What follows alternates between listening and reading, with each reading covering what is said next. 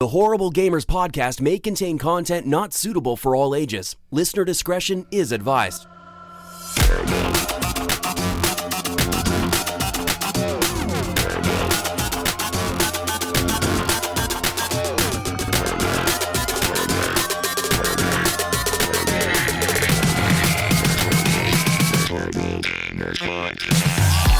Welcome, ladies and gentlemen, to Horrible Gamers Podcast, show number 283, being recorded on November the 16th, 2019. I am one of your hosts, Jesus Gonzalez, also known as Jesus Walks Out. Today, I'm joined by my friend from Wisconsin, Commandolorian. Welcome. What up, guys? Welcome to the show. Thanks for having me. Appreciate it. Thank you for coming on. And our friend from Little Ohio, The Mayo. Hey, what's up, Jesus? What's up, Mayo?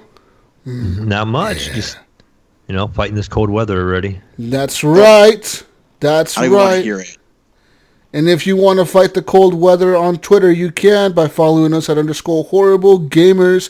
You can also follow us on Facebook at Horrible Gamers Podcast. It is our page, and on the page there is a close group link. So you go to groups. You see a link in there. You see our show, Horrible Gamers Podcast community. That is a closed group. So that means anything you post in the group is not visible by people that are not part of the group. And you can also leave a review on the page like you can do on iTunes, as well as Stitcher, Thumbs Up, and Google Podcasts, Google Music, and all that good stuff. I want to give a quick shout out to our Patreons at patreon.com/Horrible Gamers. These are the people that support the show with the monies. Like Adam Sunday, Alan Maybe H, Bill Garner II, Brandon Willier, Brian Capessa, Chad. Who's Chad? Thank you, Chad. Commandolorian, David Snyder, Evan Tanaka, Henley M, Jesse Kraft, John Jerome, Jonathan D. Hahn, Jonathan Arcelo, and Polo, McMod Pork Chop Poo, Robbie Wheat, The Mayo, Subater, and Vaderholic. Thank you guys for being Patreons, partners. Yeah. Fuck yeah. Shout out to Chad. He's our newest Patreon. Thank you, Chad. Good old Chad. Yes. Chad. Thank you, Chad. I don't know who Chad is. Anyways. You could be like Chad and support us on patreon.com/Horrible Gamers and sign up. Anything as little as $2 helps the show. And you get a shout out. Also, if you want to support the show another way, you can by going over to Stitcher, over at stitcher.com/premium. That's right. You go over there and you sign up for some premium podcasting experience. That's right. So, you're in your browser. You're on your phone right now. I know you're on your phone. So, go to your browser and on over to stitcher.com/premium. There's going to be a sign-up link. In the sign-up window, there will be a promo code that you can input. So I'm going to tell you a secret code for you to get a free month. That's right. The code is Horrible Gamers. No spaces, all capitals. So go do that and sign up and get yourself a free month of Stitcher Premium. That's right. Get yourself an awesome premium listening experience with an ad-free podcast. And on top of that, you get access to exclusive podcasts only available through Premium, such as Conan O'Brien Needs a Friend, My Favorite Murderer, and so much more, like The Wolverine, The Lost Trail. Oh, man, such great shows on there. Anyways, for anything as little as $4.99 a month or $34.99 a year, go sign up, people. Use promo code Horrible Gamers. And if you want to support the show another way, all these ways to support the show, all these fucking ways, right?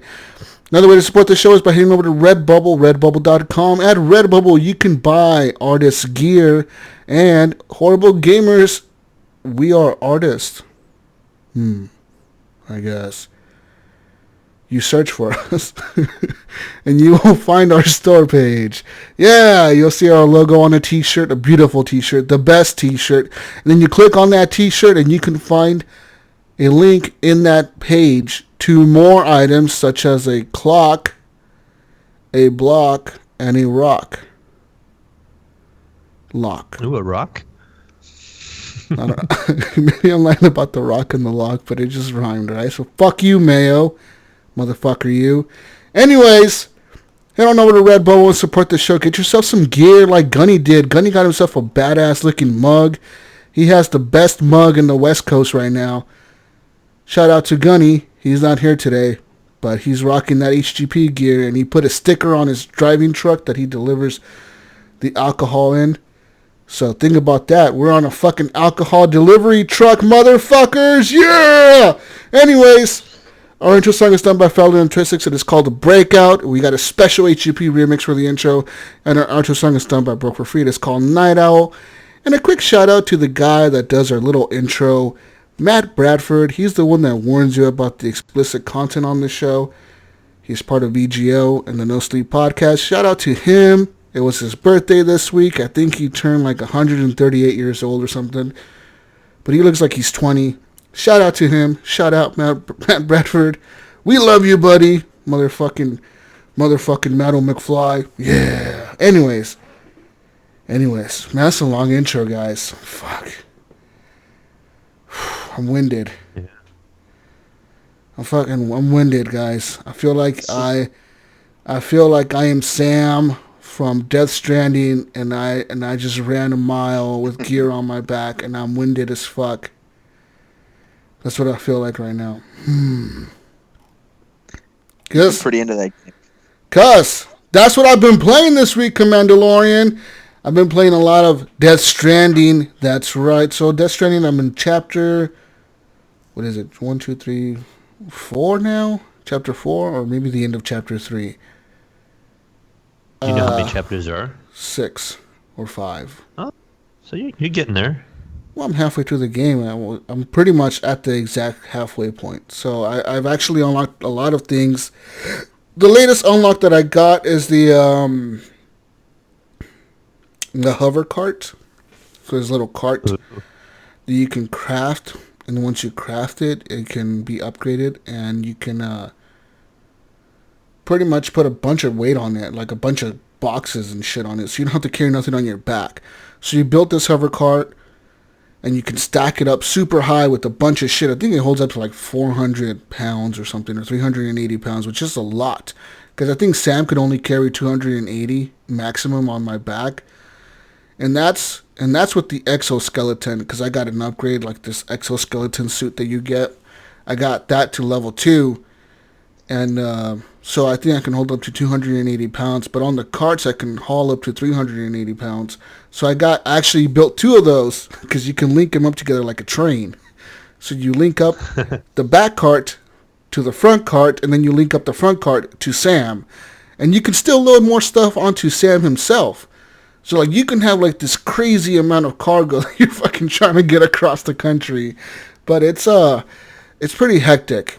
I tell you that. It's kind of hard to carry that much cargo, because Sam has to pull the carts, and he has to carry whatever's on his back. And if you get caught in an area with mules, which is what I did, and the mules are the bad guys. They're like the human NPCs that are bad guys in the game. And their whole thing is they're addicted to deliveries. They're addicted to delivering packages and shit. So their thing is they scan you as you're walking by their little area. They have like these pylons in their territory or whatever. They have these pylons on the ground. And if you walk by one of the pylons, all of a sudden it'll go vroom, and it'll like scan around it real quick. And if it notices cargo on your back, you see a highlight of the cargo, the boxes on your back. As you move away, you see a highlight of it in orange. And then the alarm goes off. It goes like beep, beep, beep. And that's when like all the mules are running to that location, because they want to find that cargo that just got tagged. So like imagine me going through an area full of mules, hauling 2 carts. Oh man, it was a bitch, dude. I had to run so fast, and I was shooting at everybody with my gun. It was intense, man. I remember jumping in one of your streams, and you looked ridiculous. You had this ginormous stack of packages on your back. It was like 3 times the size of your body, and you're walking around with like this big old stack of stuff coming out of your back, and you're just chugging along. And I think you were getting in a vehicle. Your stream was kind of like jumping around on my screen on my end. I don't know if it was just my internet that night or what.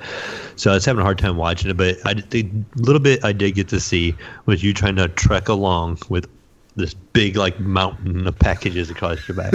So Yeah. I'm glad to hear that you have yourself a little train that you can make yourself into now and pull your packages. And see, I thought the little train, I thought I was able to hook it up to a cart, like a not a car, but like I have a motorcycle, right?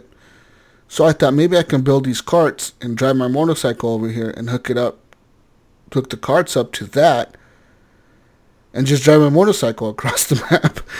No, you can't do that. It doesn't let you, which is bullshit. That's not visionary enough, Jesus. You're not thinking outside of the box enough. I know, right? It's a Kojima game. Remember, you got to think outside the box. I'm not thinking outside. I'm thinking too in the box right there. That's too fucking normal for him to do. I need to hop in one of your streams to see what this game's about, because I haven't watched it. I don't really know anything about it, but I keep seeing like in the Discord and everything, all these descriptions. It just sounds like you're a mailman, and I don't really understand the point. You really are. You're connecting the world through like this chiral network is what it's called. It's like the internet pretty much of their time. And what happened was when the Death Stranding came to the United States, it's not the United States, it's called the United Cities of America. Mm-hmm. So when the Death Stranding came, it pretty much wiped out all of the country and disconnected all the cities. Like everyone was trying to connect on this chiral network, but everyone, like, it didn't work out. So now you're the last guy from this company called Bridges, which is the company you work for that delivers stuff, and your job is to connect the locations with each other. So you're making a bridge. So what are in these packages? Just random shit that people need. Okay. So you can be anything from like medicine to like... It's like Pony Express kind of. Yeah, like this person they need semen and eggs to like repopulate their cities. So you're delivering semen and eggs. Like one weird order that I got was like this guy ordered pizza. And he was like, hey, deliver me a pizza. I really like Hawaiian. And I was like, what? Now you're like a Uber Eats guy. And I was pretty much playing Uber Eats at this point. And even like the game told me if you turn the box of pizza sideways when you load it onto your character, like if the pizza falls or anything happens to the pizza, it doesn't stay level. You're gonna get a 3-star review. Yeah, and then the pizza, you're going to deliver a low quality pizza because it's going to be all messed up in the box. You got to have it flat at all times. So, like, I was driving my motorcycle to this dude's random fucking house in, like, the middle of nowhere, and he's like, here's your fucking pizza, and I delivered the pizza to him. He's like, thank you, you're the best. You're the best porter ever. And it's like, what the fuck am I doing? The world has ended. And I'm supposed to connect the world back together, and you're ordering fucking pizza. What are you doing, dude? What the fuck? So anyways, yeah, but pretty much at this point in time, I unlocked... I'm up to the wind farm. There's this place called the wind farm. And that's how far I am. People will know exactly where that's at. People that are playing the game, I think, will know where it's at if they've gotten that far. I would say I'm probably 20 hours into the game, if not more. And I really, really like it, man. There's something about I don't know what it is. The planning, the bullshit, the falling over, the running out of stuff, or the seeing other people's creations and having those things help me out. So you see other player-controlled characters in the game? Never. You never see another player-controlled. But you see their stuff that they built, like they left there for you. So like it could be a road, it could be bridges, it could be ropes, it could be ladders, it could be signs, it could be warning signs that say like don't go this way, there's BTs this way. It could be like even like a shelter, like they can build one of those safe rooms that you go into, like when you reach a distribution center or whatever, you get to go into like this safe room where Sam can sleep and shit and take a shower and drink Monster Energy drinks. So these people can actually build these. Once you get a blueprint for one, later on, I just actually unlocked this right now where I have this blueprint and I can, if I have enough materials, I can actually build one of these safe rooms out in the middle of the map, and people that are in my server and see that they can use it actually, you know what I mean? So it's interesting to see how like all that stuff coming about, and a lot of people are playing this game, dude, because I see a lot of stuff in the areas that I spawn in. I'm like, holy shit, there's a lot of stuff here. I got like this new weather scanner thing now that can like scan the weather, and it can kind of tell me like in so many minutes, the time fall, the rain or whatever, it'll be in this area, or it'll be in this area, or it'll go here, or it's moving this direction. So you get like a forecast, so you can plan your routes based on the forecast and how long it'll take you to reach a certain location. I haven't unlocked the big truck yet. I know that you can steal one from the mules and just drive that around.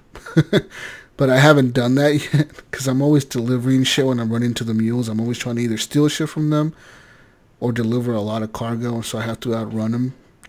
But yeah, the game's a lot of fun, and I recommend it for people that are looking for something different because it is fresh. It is something new, completely different than like... Yeah, it sounds very different. You know, this whole year was nothing but shooters. Like, it's been like The Division, The Rage, Borderlands, Call of Duty. It's been nothing but shooters this year, Gears of War. And yeah, it's just a nice change of pace from all that fucking shooting and shit. It's like, no, right. Now you're just walking. Good luck. And it sounds boring, Commandolorian, but I suggest you like watch a YouTube video of the first hour of the game. And you get kind of hooked on it. Like, I don't have it myself, but I watch people streaming it, and I was able to catch a couple people at the very beginning of the game. So I got to see the intro. I got to see the first area you go to in your first mission where you have to go deliver something. And even my daughter, who's 12, she happened to walk into the room just a little ways into it, and she's watching it, and she's watching it, and she's watching it. Next thing I know, she goes over and she sits on the couch beside me, curls up. She's like, "What is this game?" I told her what it was, and she's like, "Oh, do we have it? Are we gonna buy it?" And I was like, "No, this is a PlayStation only game, but it is coming to PC pretty soon. This next year, so we'll probably get it then." And she was disappointed. She was like, "Oh man, I can't play this. I want to check this out." So even she wanted to check it out, and it just like sucks you in, even though you're only walking. But even the walking from A to B is kind of neat because it's got the music that plays, and you're trying to balance your character out from what I've seen, and just trying to figure out how you're going to handle things. Does it have a pretty good like story and character development and stuff, or is it mostly just based on the content? No, there's a story there. There's a story there for sure. You're like I said, you're trying to connect the United Cities of America back together. And the further you get, the further you're seeing cutscenes and different things are happening. Different characters are showing up. I met the main bad guy. I forget his fucking name. But he's like the main bad guy. He's like this terrorist or whatever. Like, he controls the Death Stranding because he's actually part of the Death Stranding, but he's also human, so he can like be part of both worlds. And so his whole thing is they've been running around the whole country just blowing cities up, like causing Death Stranding events, which is like where a body blows up and it like blows up like a nuke, it leaves a crater. Jeez. So that's what these guys are doing. They're just blowing up the country, like going left and right because they fucking hate the government or something. I don't know. So they just want chaos, and you're trying to kind of bring order back to you're trying to bring United order. Cities. Yeah, it's like, and the whole thing about connecting them is it's like like once you connect the city up to the network, they get more information. They can actually print stuff with like these chiral printers. They can print anything up. So you can print anything from like a car to a computer to a TV to a fucking stove or just random things. You can print anything in these chiral printers. So that's what you're trying to do, is give all these people the network so everyone can be connected and learning from each other on how to defeat the BTs, how to stay safe from the BTs, and how to like survive in this fucked up world, I guess. Yeah, sounds pretty cool. And there's actually other porters out there. I didn't know this last week, but I kept avoiding these fucking guys because I thought they were mules, because they look like mules from a distance. A mule, like I said, is a person who was addicted. They used to be porters like you, but they got addicted to the likes, and they got addicted to the delivering things. So now all they do is hoard packages. So they attack anybody that has a package with cargo, and they steal it, and they keep it. So that's the story of the mules. But anyways, I saw these two guys walking around the map, these two characters, and I thought they were mules because mules are usually, they walk around, but they never walk around outside of their area. They only walk around in like their zones or whatever, you see it in the map, like it'll be a big yellow circle, and in that, if you walk through that area, you're going to get scanned by the mules. So I was walking, and all of a sudden I saw these two guys, and they came towards me, but they came at me in a safe zone, like I was in a zone where like all weapons are disabled, and they were just standing there looking at me, and I was sitting there resting. So I stood up and I looked at them, and like I could wave at them, and Sam waved at them. He's like, "Hey guys," and they just waved back. They're like, "Hey," and there's like a little thing popped up that said like, "Hey, every once in a while you run into other porters." And it's like, these guys will never attack you. They're not going to steal anything from you. They're not going to attack you. They're just trying to deliver stuff like you. And I was like, what the fuck? That's interesting, you know? Like, I would have never thought I would run into these random NPCs that are just walking around the map delivering shit like I am, you know? Right. It's pretty cool. Yeah, I would probably have been the same way as you. I probably would have been like going around and trying to avoid them. I avoided them the first, my distance. Like the first 3 times I saw those dudes, because they were the same dudes, I avoided the shit out of them. I was trying to hide behind like rocks and bushes and shit, like going around trying to avoid them. And then I realized later on, like, oh, these fuckers are just delivery guys like me. They're just porters. That's what they are. So it was pretty fucking funny when I realized that, because they were coming into the zone where like the weapons are disabled, and I was like, can mules come in here? I thought I was safe from mules in this zone, and I was trying to like see if they were going to attack me, but they were just standing there looking at me like, what the fuck's he doing? And then I just waved at them, and they're like, hey. It's like, oh shit, you guys are people too. Oh fuck, cool. But that was interesting. Anyways, Death Stranding, that's all I have to say about it. Play it, people, just play it. It literally is one of the best looking games this generation of consoles. It really blows me away on how beautiful it fucking looks, man. You think you're going to give it your game of the year? No. No? No. I feel like this game's kind of a mixed bag, because you hear a lot of people either really like it or they really hate it. So I don't hate it at all. I really like it. I don't know if it's my game of the year, and I don't know what game is game of the year for me yet. I don't know. Lots of different games. We'll That's your game of the year show. We'll have to persuade him on something later on this year. Red Dead, guys. Red Dead. Yeah. Did that come out this year or last? It came out last year, but this year for PC. Anyways, speaking of Red Dead, guess what I played this week, Mayo? Guess what I played? Yeah, maybe some Red Dead. That's right, partner. Mm-hmm. Yeah. No, so Yeah. I played some good old Red Dead, and I fucking love that game. There's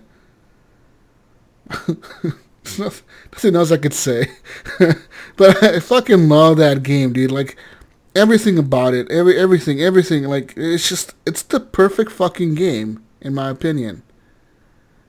And it's a little slow, I'll give it that, and that's why I like Death Stranding, because it's slow like that. It's methodical. You have to think about things. You can't just do things. You know what I mean? You gotta like actually sit there and think for a second. Am I going this way? I'm doing this, that, and it gives you time to think. It doesn't respect your time though, and that's something Red Dead doesn't do either. They don't give a fuck. They expect you to play the game for like 100 hours minimum. That's the only reason I haven't gotten it. I've almost pulled the trigger so many times, but I was just like, I don't have the time to make that commitment. But the game is a masterpiece, man. The game is literally, it has to be the game of the decade. Like probably the best game this decade. Like I know Skyrim came out this decade, and I feel like Red Dead Redemption 2 is better than Skyrim.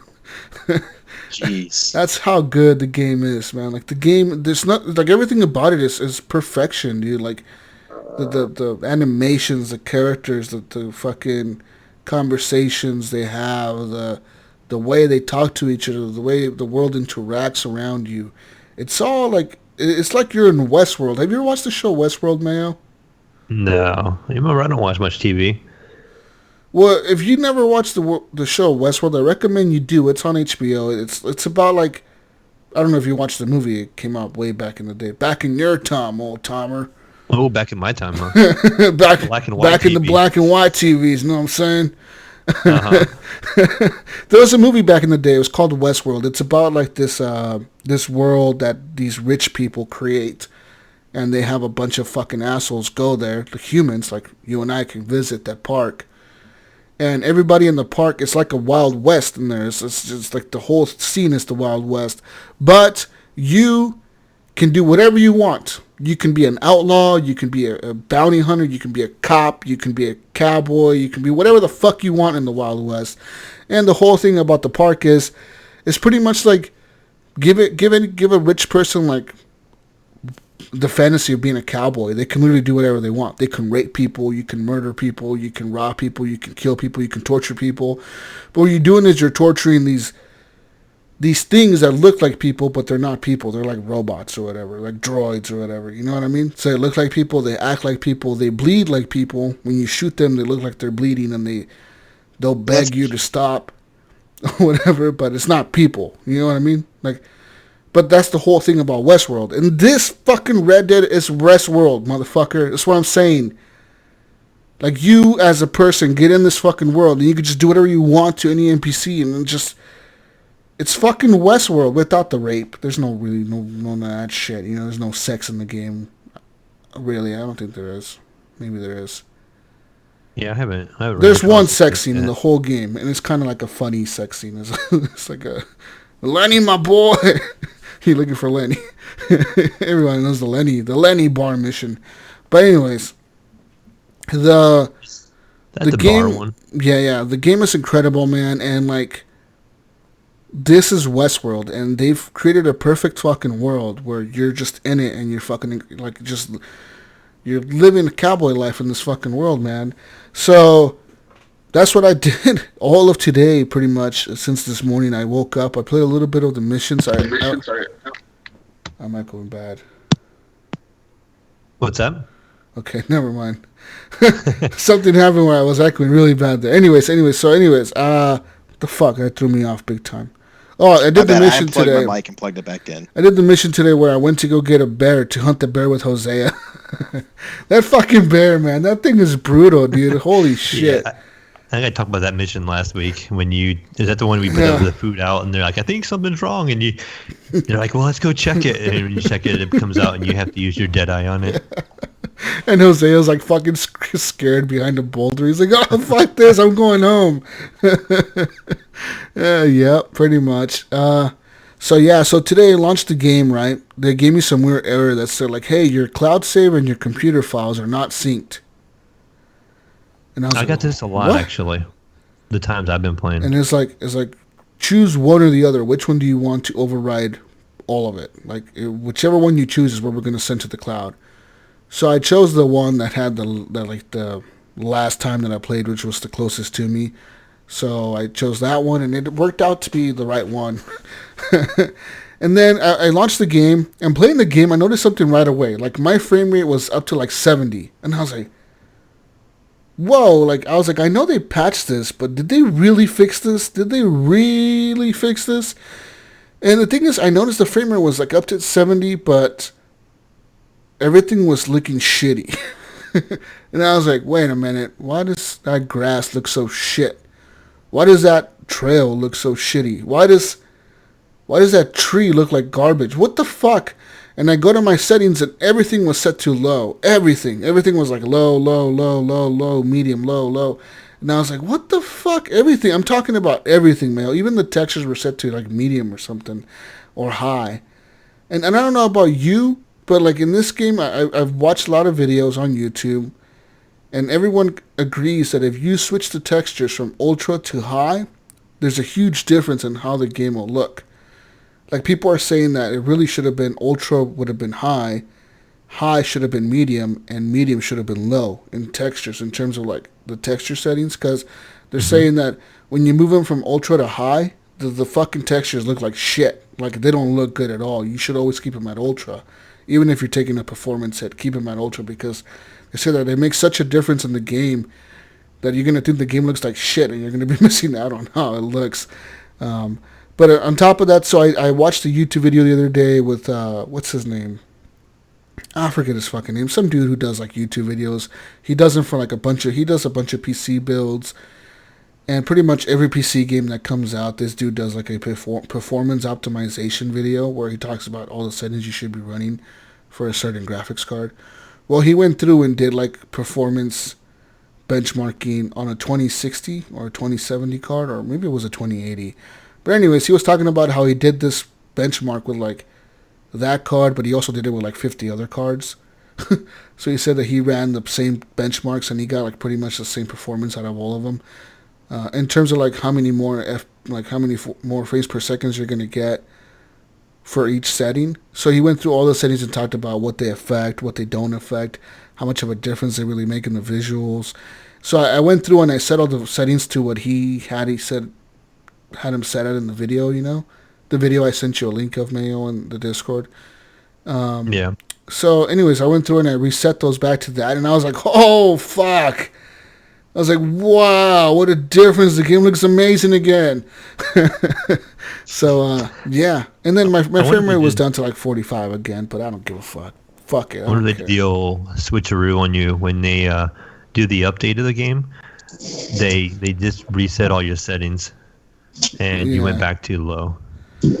Yeah. I don't know what happened there where, like, the game, I don't know if it was, like, in terms of, like, how, based because of that fucking cloud syncing shit was off or whatever. But yeah. I'm getting a lot of background noise. What the fuck's that noise? Jesus Christ. It's me. It's me. Oh, God damn it. Oh, no. What's going on? Ryan, turn your shit off, you motherfucker. God damn you. Hey, man, I'm on my phone and I'm outside. Fucking Outside? God damn Where are it. you from? Minnesota? Canada? I'm from Canada. I knew it. Fucking Canadians. You Outside. guys there? Yeah, we're here. Anyways, but yeah, Mayo. So my performance, of course, went from 70 down to 45, but the game looks incredible. And after I played that mission, I obviously didn't kill the bear, and the bear disappears. You have to like camp out there and wait for the bear to come back. So I went to Red Dead Online, and I started doing the online missions, Mayo, and that shit's a blast, dude. They've actually really updated the game from the last time I played it, which was in the beta, and I don't think it's in beta anymore. So I think now it's full release of the online, but they actually have like full written missions with full cutscenes and all the characters and fucking all kinds of shit. What happened to Ryan? Did he leave? He just had to come in and say he was outside, and then Okay. bye. But yeah, the Red Dead Online is incredible, man. Like I became a bounty hunter. I can do bounties now. So as a bounty hunter, you pretty much can go to any town and look at the posters and the bulletin board and see who's wanted, and then you do the bounties. I actually did a pretty cool bounty today. It was for the Red-Handed Baron. And it was this dude who wore like a pretty badass pinstripe red suit with like white gloves on and shit. And they had that whole cutscene for him, like, yeah, this man is wanted in like 10 counties and blah, blah, blah. And he robbed a train, and he's known for like robbing trains or whatever. So sure enough, I had to like hunt down this fucking train, get on the train, kill this dude from the train, grab his body, throw him off the train, and take his body back to the cops or like the nearest jail to get the bounty paid. Or you could take him in alive, but I mean, it's not as fun taking people in alive, you know? Like, Of course not. it's funner when they put up a fight and you shoot them. I took my first person in alive, and she was just being a fucking bitch, dude. I tied her up, right? This fucking lady. I tied her up, and I'm like, shut up, woman! And I fucking tied her up, and I put her on the back of a horse, you know, and I'm like, oh, and then all her fucking posse was fucking coming after me, shooting at me. And, you know, you have a time limit. If they're alive, you have to get them to the jail within 10 minutes. You have to get them to the nearest jail. So the game will tell you, like, head to this jail. So I was running to this jail to Valentine. And this motherfucker had, like, 20 people chasing me, dude. Like, they would just pop out of nowhere and start shooting me. And then she got loose. Somehow she, like, untied herself during the middle of this whole fucking chase sequence. So she jumps off my horse and takes off running like, fuck you! So I'm like, what the fuck? So I go and chase her down again, tackle her, hog tie her again, throw her on the back of my horse, keep going back to Valentine, and I got her to the jail, but it was like, that whole hassle wasn't worth it. I should have just shot her and got paid. Shot her at least the second time. Once she got untied and was running off, I would have shot her that time. But it's pretty So, cool like, being a stand your bounty chance. hunter. Yeah, being the bounty hunter Always is hard to pretty choose cool. to shoot women in video games for some reason. And so you actually unlock outfits now in the online for the bounty hunters. Like for each career, so there's the bounty hunter, the tradesman, and the hunter. So depending on how high you rank up on each one, you unlock certain outfits for your characters. So I got my guy looking like a badass with this fucking bounty hunter fucking outfit, and I haven't done the hunter or the other one. What the fuck did I say? The other one, the tradesman or whatever. Mm-hmm. I haven't done that one either. That's like the treasure hunter guy, and the hunter is obviously a fucking hunter. But, anyways, that's enough Red Dead So- Online. I do have to jump in, and this is one of the few games I did play this week, and it soaked up a lot of my time. So taking your advice, Jesus, from last week, my first thing I do, I jump on. I think it was Monday night. I'm going to get the white Arabian horse. Dum dum dum, you know. So, I get on my horse and I mark the map. I look it up online, like what the frozen lake that it spawns by.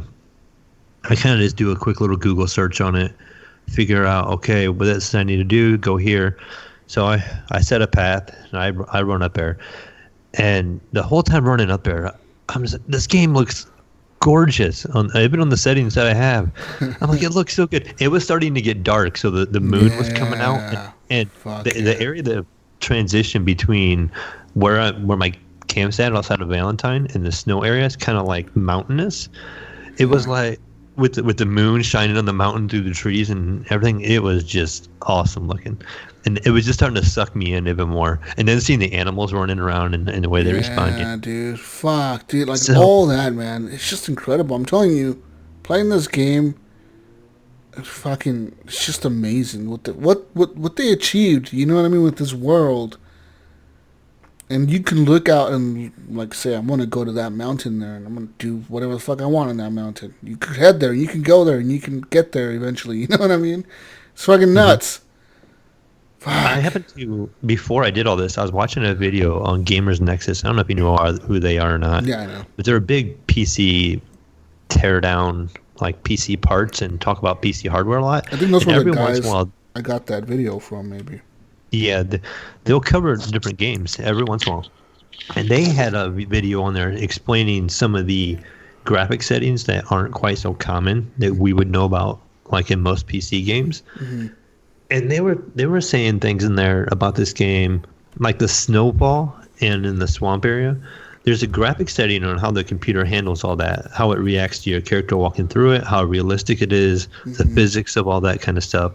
And even in the snow area, in the graphic settings, the snow can accumulate a little bit as the game goes. So if you're in the same area, it knows like the depth of the snow around your character, and it can add to it.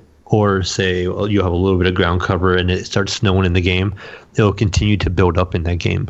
I don't know if that's a PC only thing or if that's something they put in the console version too. I don't know.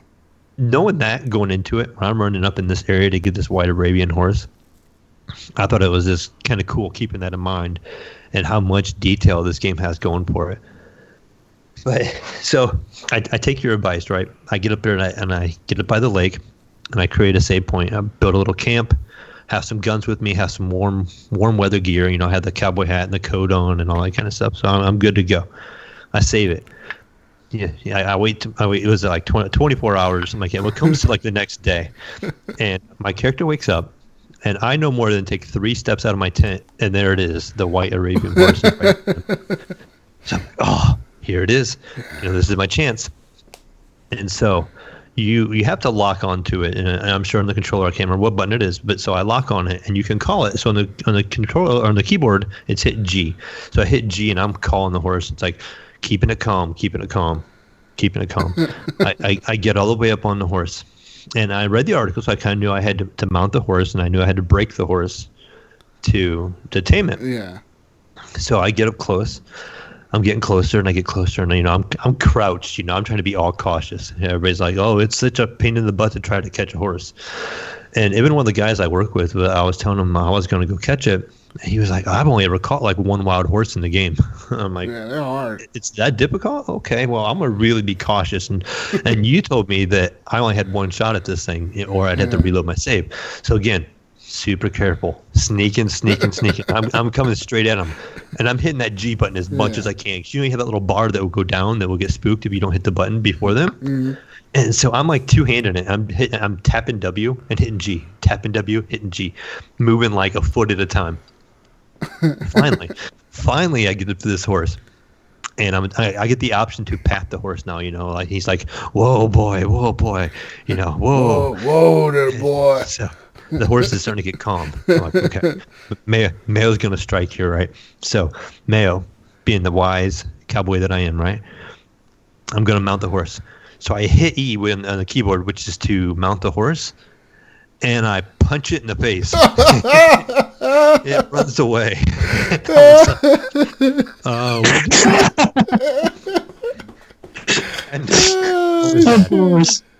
And so I punched this poor horse right in the face, right square in the jaw, just like the jerk that I was, right? So at this point in time, I was really glad that I created a save point.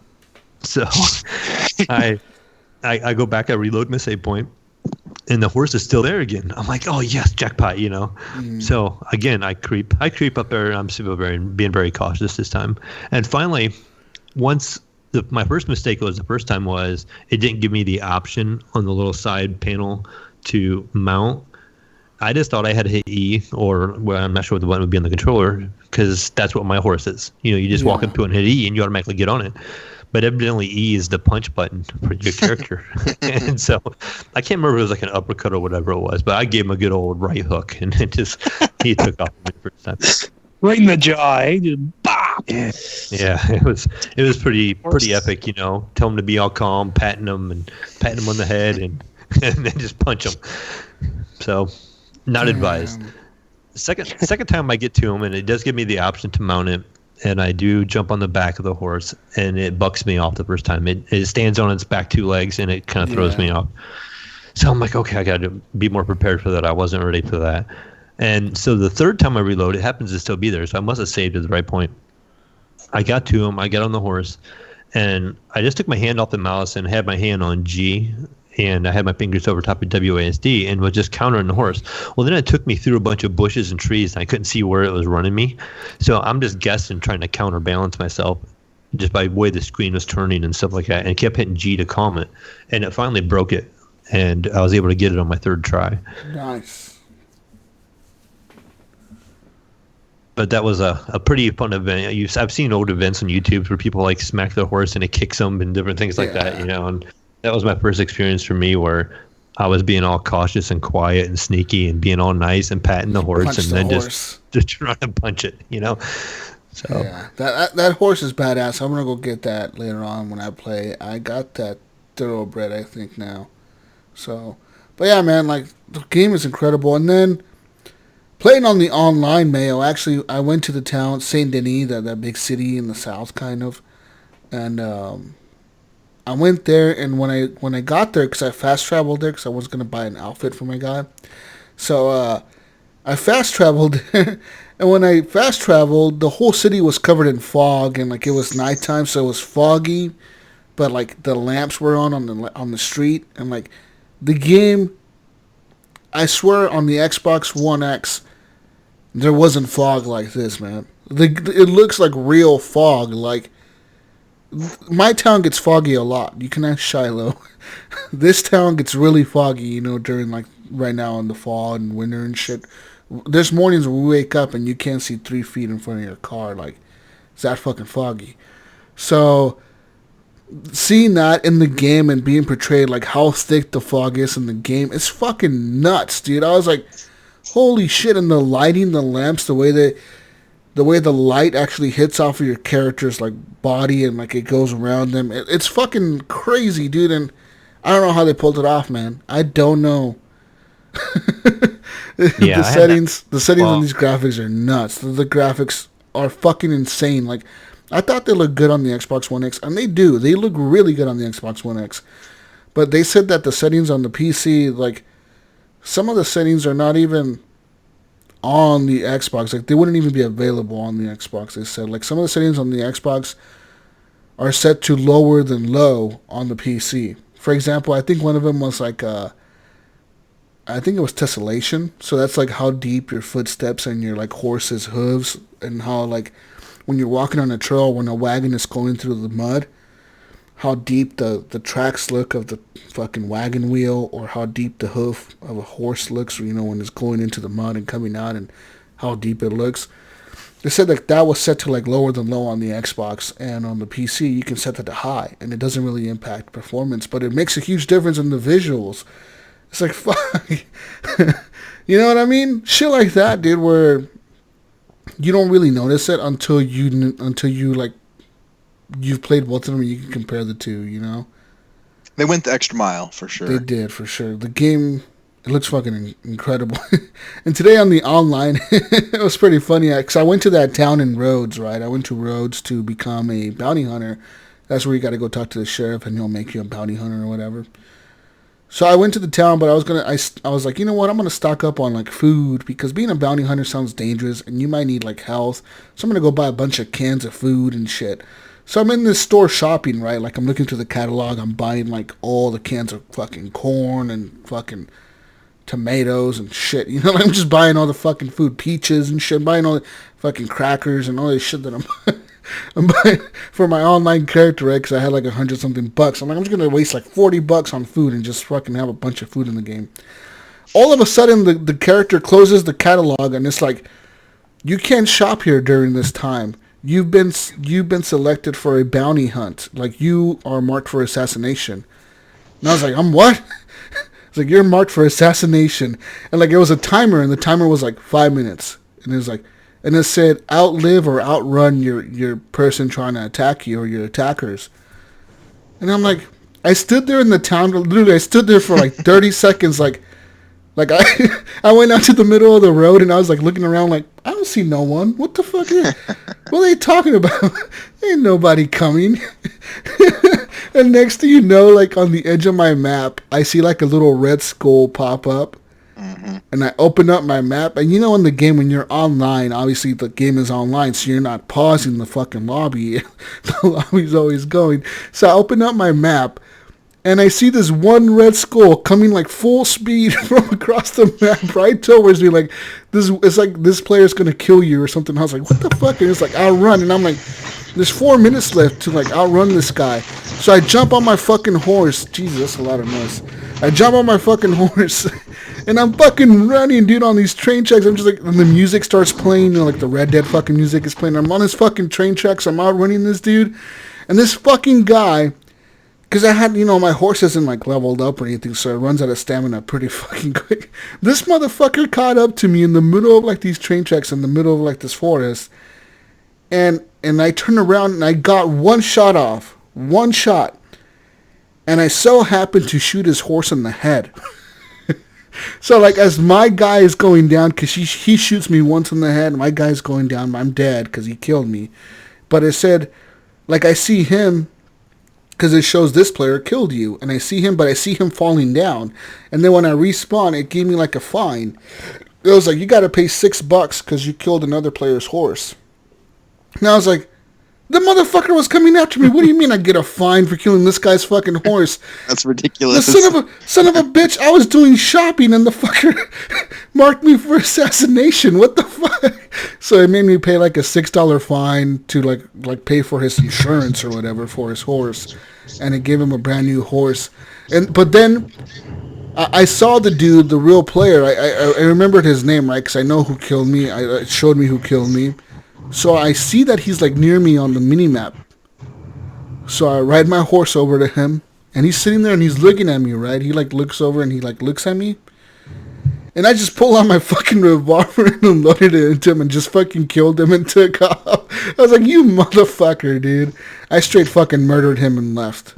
And I don't think... So was he able to respawn and keep coming after you, or once you killed him, was it over? Once I killed him, I just took off full speed. So I think because you can only see players that are near you, really. Oh, right.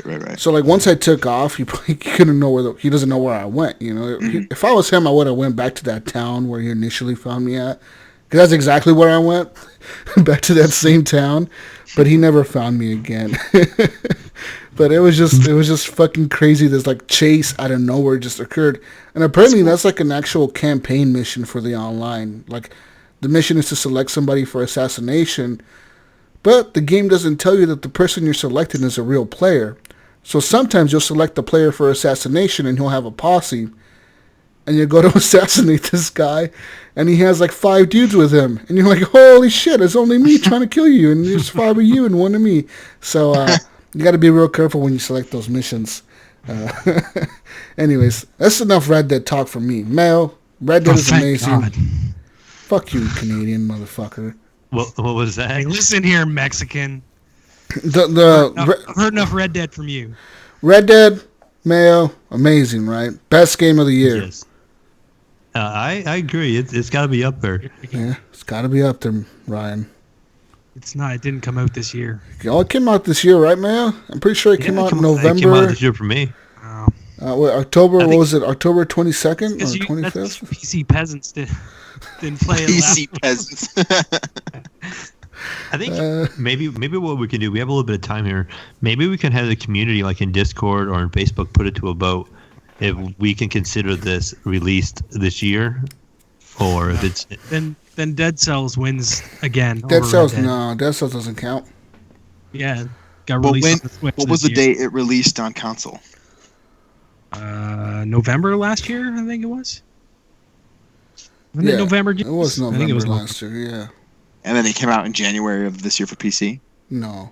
It just came out like 2 weeks ago. Oh, really? Yeah. I remember you guys talking about it so long ago. Were you playing it on your console? I played it on Xbox, yeah. Oh, okay. Yeah. That's what I'm talking about. Whatever. Fuck you, Ryan. We had the discussion last year, Jesus. I'm going to have it again this year with Mayo. What game was it last year that we were talking about? God of War? Yeah, God of War. Well, no, you said it came out. Oh. Red Dead. Yeah. Well, I thought he meant a game that had come out on PC after it was out on console. It was like a runner-up. That's what I thought he meant. Oh, no. No. No, you're tripping, boss, Mayo.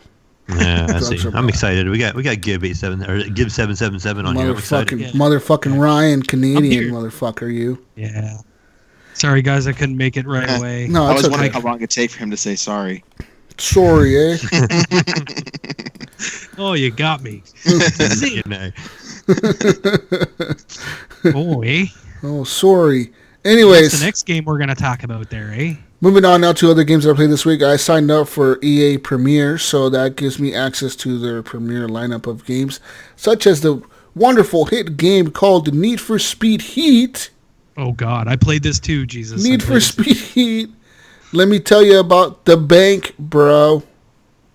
The bank. Talk about the bank. Please tell me about the bank, because I literally did the first race in this game and went, I cannot stand the controls in this game. The controls feel really bad. It really bad. It feels really floaty. Even on the, I don't know what it was. I was thinking, like, is it because I'm playing it on PC and I have it like connected? Like, is it because of that? But it's like that on console. Really? Too, like, it's that floaty? Yeah. Like, it feels really floaty when you're turning it. Actually, you know what? It's really weird. It feels really heavy to me on console. Like, it just... It doesn't, I can't drift. Your car doesn't react the way you want it to. No, it doesn't. Like, for that first, like, the first main race after you get your first car or whatever, dude, I was crashing into all the fucking wall barriers. Yeah. I came in fourth in the race. Same here. Like, what the fuck? I came in fourth. Yes, I came in fourth. I exactly like you. I came in fourth. Maybe you're supposed to come in fourth. I think maybe you are. I don't know. But like the fucking barriers, I just like was going through them. I was like, you know what? I don't even fucking care. It's not penalizing me for going through here. I'm just gonna go through here. Fuck it. Yeah. But so, like, maybe I should have just taken like major shortcuts and that's what I was doing. But even in major shortcuts, it didn't help me. I didn't get fucking third place or anything. When you do go off the track, you lose speed when you go off the track, right? So I guess you get slowed down. Anyways, Need for Speed Heat, it's an okay game. I'm gonna say that on the PC, it doesn't look. It looks good, but not great. Yeah, it didn't look super great on the Xbox One X either. It kind of looks like a last gen game almost, or an early this generation game. Generation, yeah. I mean, coming from like playing like Death Stranding and Red Dead to all of a sudden playing this, it's like even playing Forza Horizon or something like that. Yeah, like what's some of these visuals? Like the cars. Yeah. The cars seem really fakey. Like they look like Hot Wheels. Like. Yeah. And that's something a racing video game should be able to get right. You only have to edit the cars, racetracks, and cars. I mean, it should be pretty simple. like the terrain really doesn't matter. Like the buildings really don't really matter. Yeah, it's nice if they look nice, but they don't really have to matter. If you're going fast, you should be moving so fast. Yeah, you should be moving so fast, so you're not paying attention to none of that shit. But I mean, like the terrain looked bad, the buildings looked bad. The cars felt very weird to handle. I thought it was just me on the PC. I thought maybe it's because I'm playing with the controller, but I guess not. So I had the same issues, man. It just wasn't fun. And I was hyped for it too because I'm like, I loved like Hot Pursuit and stuff like that. Like those games were so good, and I played the crap out of them. So I was kind of thinking, well, maybe this will be a racing game that I can get back into, because I didn't really get into Forza Horizon 4. It's a great game. It just didn't catch me, right? Yeah. And I thought maybe this would be the racing game that would catch me, and now. I remember playing the first Need for Speeds. I think the first one I ever touched was on the PlayStation, the first PlayStation. And it had I think it was just called Need for Speed. And it had the thing where you had the cars side by side and you had to hit a button to take off. And you almost like a little drag race start off, and it had the Lamborghini Diablo as a car. And it had some like normal cars you could have that were like obtainable before they got crazy in the series later. And that was my favorite racing series forever. I remember me and my cousins would play that shit all day, dude. Just trying to race each other. Like, fuck you, why are you cheating? Why are you using the Lamborghini? You know what I mean? Fuck you, pick a normal car. They had these old maps. They had ones you could do as like the moon. And it was on gravel on the first one. And then the second one had where you could do some of the background environment. It was like you could be a log, or you could be a newspaper stand, and he was driving on the track as a log. And then you could be the NPC cars that you just see on the track. So you would pick like a little bug, and you could just drive around really slow at like 55 mile an hour. And we would race each other on 2-player with little 55 mile an hour cars, taking forever to get around the track. But yeah, man, this new Need for Speed is something off. I don't know. Like, I feel like this whole generation, with the exception of the very first one, I kind of really enjoyed Rivals. I actually beat that game. That's how much I like that. Yeah, I think I remember you talking about that. But as far as the rest of them, they've all been forgettable. They've all been mediocre. Honestly, they've all been kind of bad. It's really gone downhill. Yeah. The series, which is unfortunate. And you thought with Rivals, I didn't like Rivals. I actually felt it didn't play very well. But I remember. I thought Rivals was cool because I liked the gadgets as a cop. I played the cop campaign. I didn't play the Street Racer campaign, so I played all the cop campaign. Oh yeah, that's right. And they had really cool. It had really cool, like you can call in helicopters and fucking roadblocks and backup and all kinds of cool shit. Like. I love that. Playing that with a buddy was awesome. You could be stopping each other from racing and everything. What was the one after that, Jesus? Because I do remember actually liking Rivals because I remember playing as the cop. What's the one after that? Need for Speed. I don't know what the fuck the one. I don't know. They made so many. They all run together for me anymore because when I think of the cop ones, I just remember the Hot Pursuit one. The first time they did it around, where you could call in the spike strips and the helicopters, and then they made a couple other versions that were like that. It was called No Limits. Need for Speed No Limits. It came out in 2015. that must be a mobile game. Oh yeah, that is iOS and Android. You're right. Oh no, it was called just Need for Speed in 2015. Oh, yeah, that's right. Yeah. And that's on EA Access as well. Need for Speed Payback in 2017. See, like, there's been a bunch of these. Those two were garbage. God damn. But yeah, this new one, this fucking Heat, it's just been bad. Have you noticed that there are no Toyota in Heat? Really? Who cares? There's no Toyotas?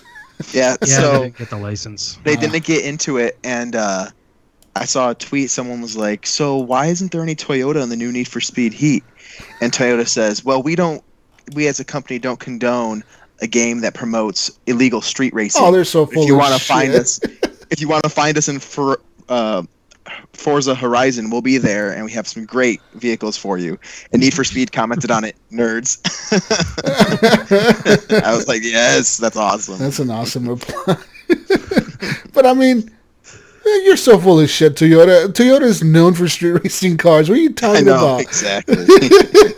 The Toyota Supra, the Toyota Celica, all those fucking cars, motherfucker. The Skyline. Yeah, everyone's street racing those fucking cars. That's Nissan, isn't it? I'm wrong. You guys are so full of it, like fucking. Oh, we're not don't conduct street racing, bunch of pussies. It was ridiculous. But anyways, I thought it was hilarious. That's enough Need for Speed talk. I don't know. Did you play it, Mayo?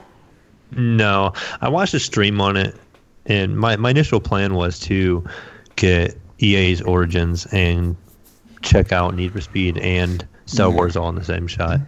And I watched Lyric streaming it the other night, and to me it just looked bad. And it's not good. Maybe it's the quality of the stream. Maybe I do something. But just the more I watched, it just the worse the game looked to me. And there's better racing games out there, you know. Yeah, like I love that's Horizons, and I think I liked Horizon 3. Is it 3? The one before this last one? 3 was really good. I think I enjoyed that one more than this one. Really? I enjoy the Hot Wheels track on that one. Yeah, I bought that expansion where it has the loop-de-loops and it has the big speed burst, and the detail in that one was really cool because you could even see the bottom of the Hot Wheel track on the loop-de-loops, and you could see the plastic connector that held it together like they had the actual toy. It was really cool. Why? They did. Horizon always does a really good job. Yeah, but why did no one think of that in the past?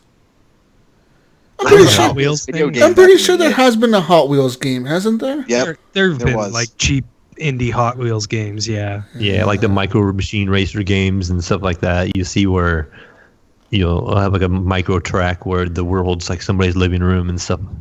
I've seen different games like that, but nothing. I've seen some that had Micro like Machines campaigns. was a great game back in the day. There were some weird ones. Anyways, moving on now to the biggest game this week for me and for probably most of you. Star Wars Jedi Fallen Order released this last Friday on November 15th. Today is Saturday, so yesterday. I started playing it Thursday night, actually, and man, is that game good? Or it's what? so much fun. I love it. Yeah. It's all I've played the last couple days. Yeah, it's interesting. I mean, I don't know. Whoa. Interesting. See, I don't have a lot of time, right? So I hate games that kind of screw me at a time, and it's I not feel like fast-paced. this game doesn't get places, and I need to get places quick. You know what I mean? Yeah. Well, yeah, like you could be. The awesome thing I love about it is if you turn your Xbox off after 15 minutes, it's taking you back to the 15-minute place. There's no autosave. There's no save exactly where I am. Yeah. You could be going for 20, 30 minutes without any kind of save point. And if you die, you're going all the way back to that spot. That's something I absolutely love about it. That's if you forget to like rest and stuff like that. Yeah. Right. And it happens a lot. Sometimes they're hard to find too. Sometimes, you just don't see one or you don't notice one, so you don't think about it, and then you like kill a big guy, and you know what I mean, and get all this stuff done. You're like, I got all this stuff done. You have this one little sliver of health left, and you're like, there are 2 stormtroopers, and I don't think I can take them. So this game, it's interesting, right? It opens up with you're the Jedi or the last Jedi or whatever the fuck. They find you, they rescue you. You go to this one planet. What's it called again? Bogo something? Bogana. There we go. Fucking Bogana, and that's like this Jedi was training. It's a hidden fucking place or whatever the fuck. So once you go there, you start realizing real quick that you don't have some of the stuff that you need to unlock certain doors. Like the, what's it called? The Scomp or whatever? The Scomp upgrade or whatever for the little robot. Skunk. Scomp Link or something like that? Is that what it's called? Yeah. The upgrade for the droid is Scomp Link. Yeah, the Scomp Link for the droid, and then you have like other things that you can use in that, like the Force, like to stop the shit or like to push things. And I ended up going to what's that red planet? What the fuck, Dathomir? Yeah. Dathomir. So I got there, and on my way through there, I realized real quick, like I need the double jump to get past this area. I made it to this point where this dude was there. And I know I needed the double jump, So I left, but I did find an upgrade from a lightsaber. That was pretty badass. Yeah. Nice. Did you get double blade? Mm-hmm. Ooh, I gotta go to death. I was wondering where you could find that.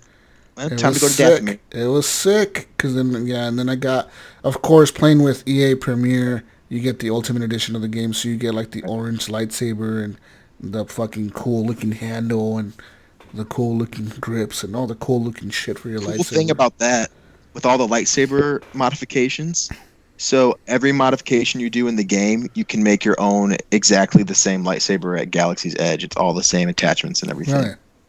Mm. That's sick. Right. I didn't know that. So if you ever found like, I love this lightsaber, it's my character, you went to Galaxy's Edge, you can make the exact same one. Damn. That's cool. I'm going in March. Nice. I'll be going next month for work trip. Oh, nice. For a work trip? What the fuck? We sell vehicles to Disney, so I get to go for free. Lucky Oh, bastard. that is awesome. Yeah. You don't get to make your hill for free, though. No, do you? negative. I was going to say, it's not cheap. Yeah. And like I'll go when Jesus takes me. Isn't it like $200 or something to make your own lightsaber? I thought I heard 300. Yeah, 200 or 300. I know Jonathan did that the other day when he went on Just the gonna weekend. offer credits. Yeah. Anyways, so I unlocked a bunch of stuff. I actually ended up leaving that planet and I went to Kashyyyk. I did some cool shit there. Like, I love that you can go back and forth to different planets. One of the things that I found the hardest for me to play in this game was the fucking combat is not as easy as you may think it is. No. The enemies will fuck you up. You've got to be very strategic about every motion you take. Especially... I also didn't realize that, you know how like when an enemy kills you, you lose your XP and all that stuff? So when you lose your XP, I didn't realize that if you go back to that enemy, you don't have to kill him. You just have to hit him once to get your XP back, and then you can run the fuck away. I'm out of here. Sometimes it's hard enough. I know. Yeah.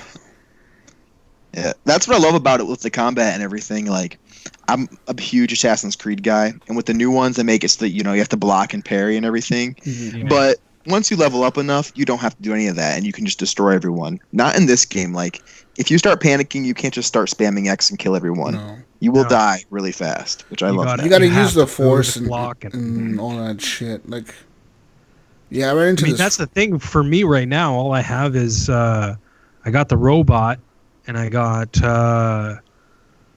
what's the one force power you have at the beginning? Force freeze or slow down. Force freeze. That's it. Mm-hmm. Yeah. That's all I got, and I'm running around, and I'm running into these big, friggin' huge guys that like the animals. Yeah. The animals are so much harder to kill than any of them. Dodging them like crazy, and I still like I got killed a few times, but that's how I figured out that I only have to hit them once, and then I can run away and take off. Yeah. Thing is though, is they don't really get any easier to kill. Like, you'll just get more health, but you don't get more strength, or your lightsaber doesn't do any more damage later. Yeah. So they stay pretty difficult. You'll have more things to do, like, that you can use against it, right? I guess later in the game. Truth to it is, you just get better at the game. Like, when I first started playing, I had problems with the little slug things. Now I run through there and, you know, you slice them up, and character's not really much better at killing them, just you as a player are better, which I think is cool. You get used to the game. You unlock, for the most part, what I noticed from the combat, from the upgrade tree, is that for the skill tree for the combat, you're unlocking combos is what you're doing, really. You're just unlocking, like, double press this, and then you do this cool move. That's really it. Yeah. You're just unlocking combos, so that's... You can get more force powers to help you and give you advantages and stuff, but as far as actually slicing stuff up, not much. Like, and as far as force powers, you don't get them by going to the skill tree. You get them you get them by finding them. That's what makes it sort of like a Metroidvania kind of game, where you got to find a power and then go back to places that you've been before and be like, oh, now I can wall. Oh, I have wall run too. Yeah, that was the other thing that I had. Like some of the force powers you get just through playing the campaign. Oh, yeah. But some of them though are like off the map and you have to go find them somewhere, which I think is cool. Yeah. I like that. So I actually ended up yesterday. I found a location where the scomp link was hidden. I found that like half an hour before the show started. Once you get the force push, you can go to this secret area and get the scomp link earlier. You're gonna get it no matter what by playing the campaign. But if you want it earlier to be able to unlock doors and hidden areas, doors that are locked or whatever, or like those chests that are red and you can't unlock them because you don't have the scomp link, you can get this upgrade early. But then I couldn't find my way back to my ship, dude. I went there, Commandolorian. I went there. I knew how to get there exactly. I was like, I know I gotta slide down this thing, do this shit. I know I gotta kill these guys, get there, cool. I got there. I got the fucking upgrade, and I'm like, okay, how do I get back to my ship? And I pulled up my map. I pull up my map, and it does the same thing that what's that other game is guilty of? That fucking bullshit dwarf game, Mayo, the Digger game. Deep Rock. Deep Rock, yeah. And then the other one that I was talking shit about the other day, with the map design where the map is so shitty. Oh, right? What game was that where we couldn't? I just hate the maps that are like, why? Borderlands 3. There we go, that motherfucker. The map is frustrating because it all levels over I itself. fucking hate it, dude. This thing does the same fucking thing. This fucking thing does the same goddamn fucking thing.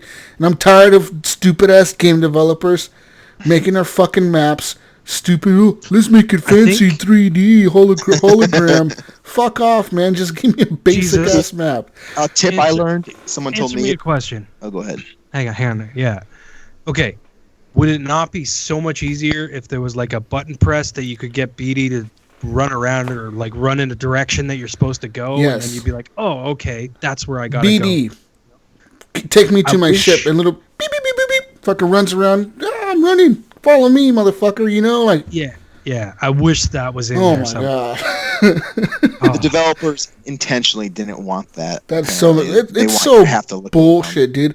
I literally spent like 40 minutes trying to get out of this fucking. Dude, I had the same thing happen to me, Jesus, on one of the planets that I went to, and I was like, I ran in circles for like 40 minutes, and I was like, I don't have time for this. I was running through areas where I already killed everyone, so everyone was just fucking dead. There was no enemies left. There's no enemies. You're just running around, and then you run into like some dead end, and you're like, shit, I was already here. And then you're like, how the fuck do I get out of there? And I'm like, oh god, no, I gotta crawl up this thing and go over here, and then jump through this wall, and then chop down these things and go through here.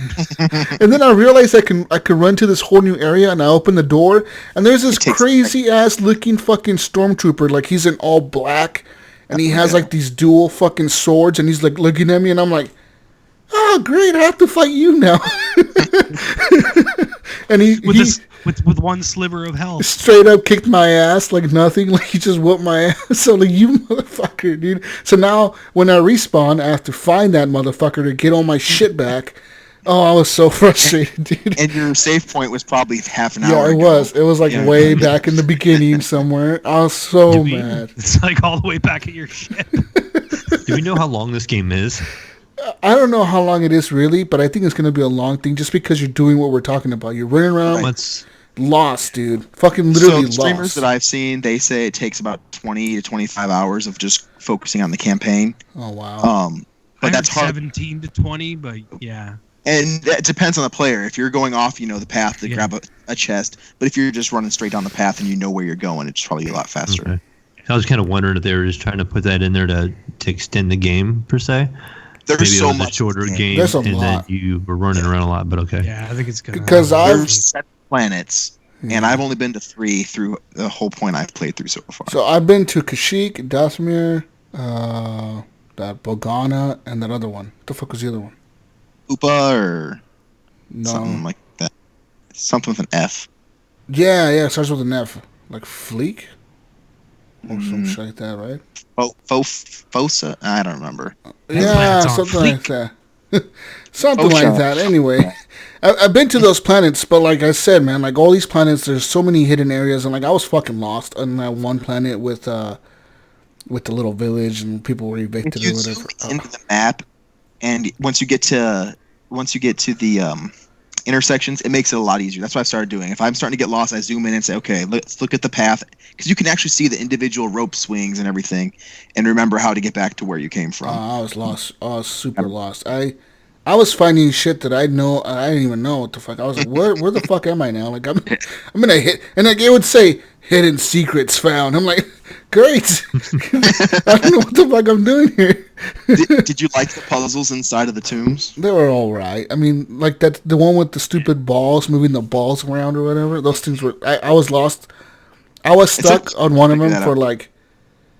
I was stuck on the last one for about half an hour. I'm not kidding. I kept moving the things around. I kept trying to do things. I kept trying to jimmy them to go a certain way. You have to, and then finally I figured it out. It took me half an hour. Yeah. It does take a minute, but once you figure it out, you're like, what took me so long? But I could see how that could be frustrating to somebody like Ryan, who's like, dude, I have half an hour to play. Yeah. Exactly. So why the fuck do you want me to play half an hour? I'll tell you exactly what's going to happen for me. It's going to be like I'll spend all this time trying to figure out the puzzle.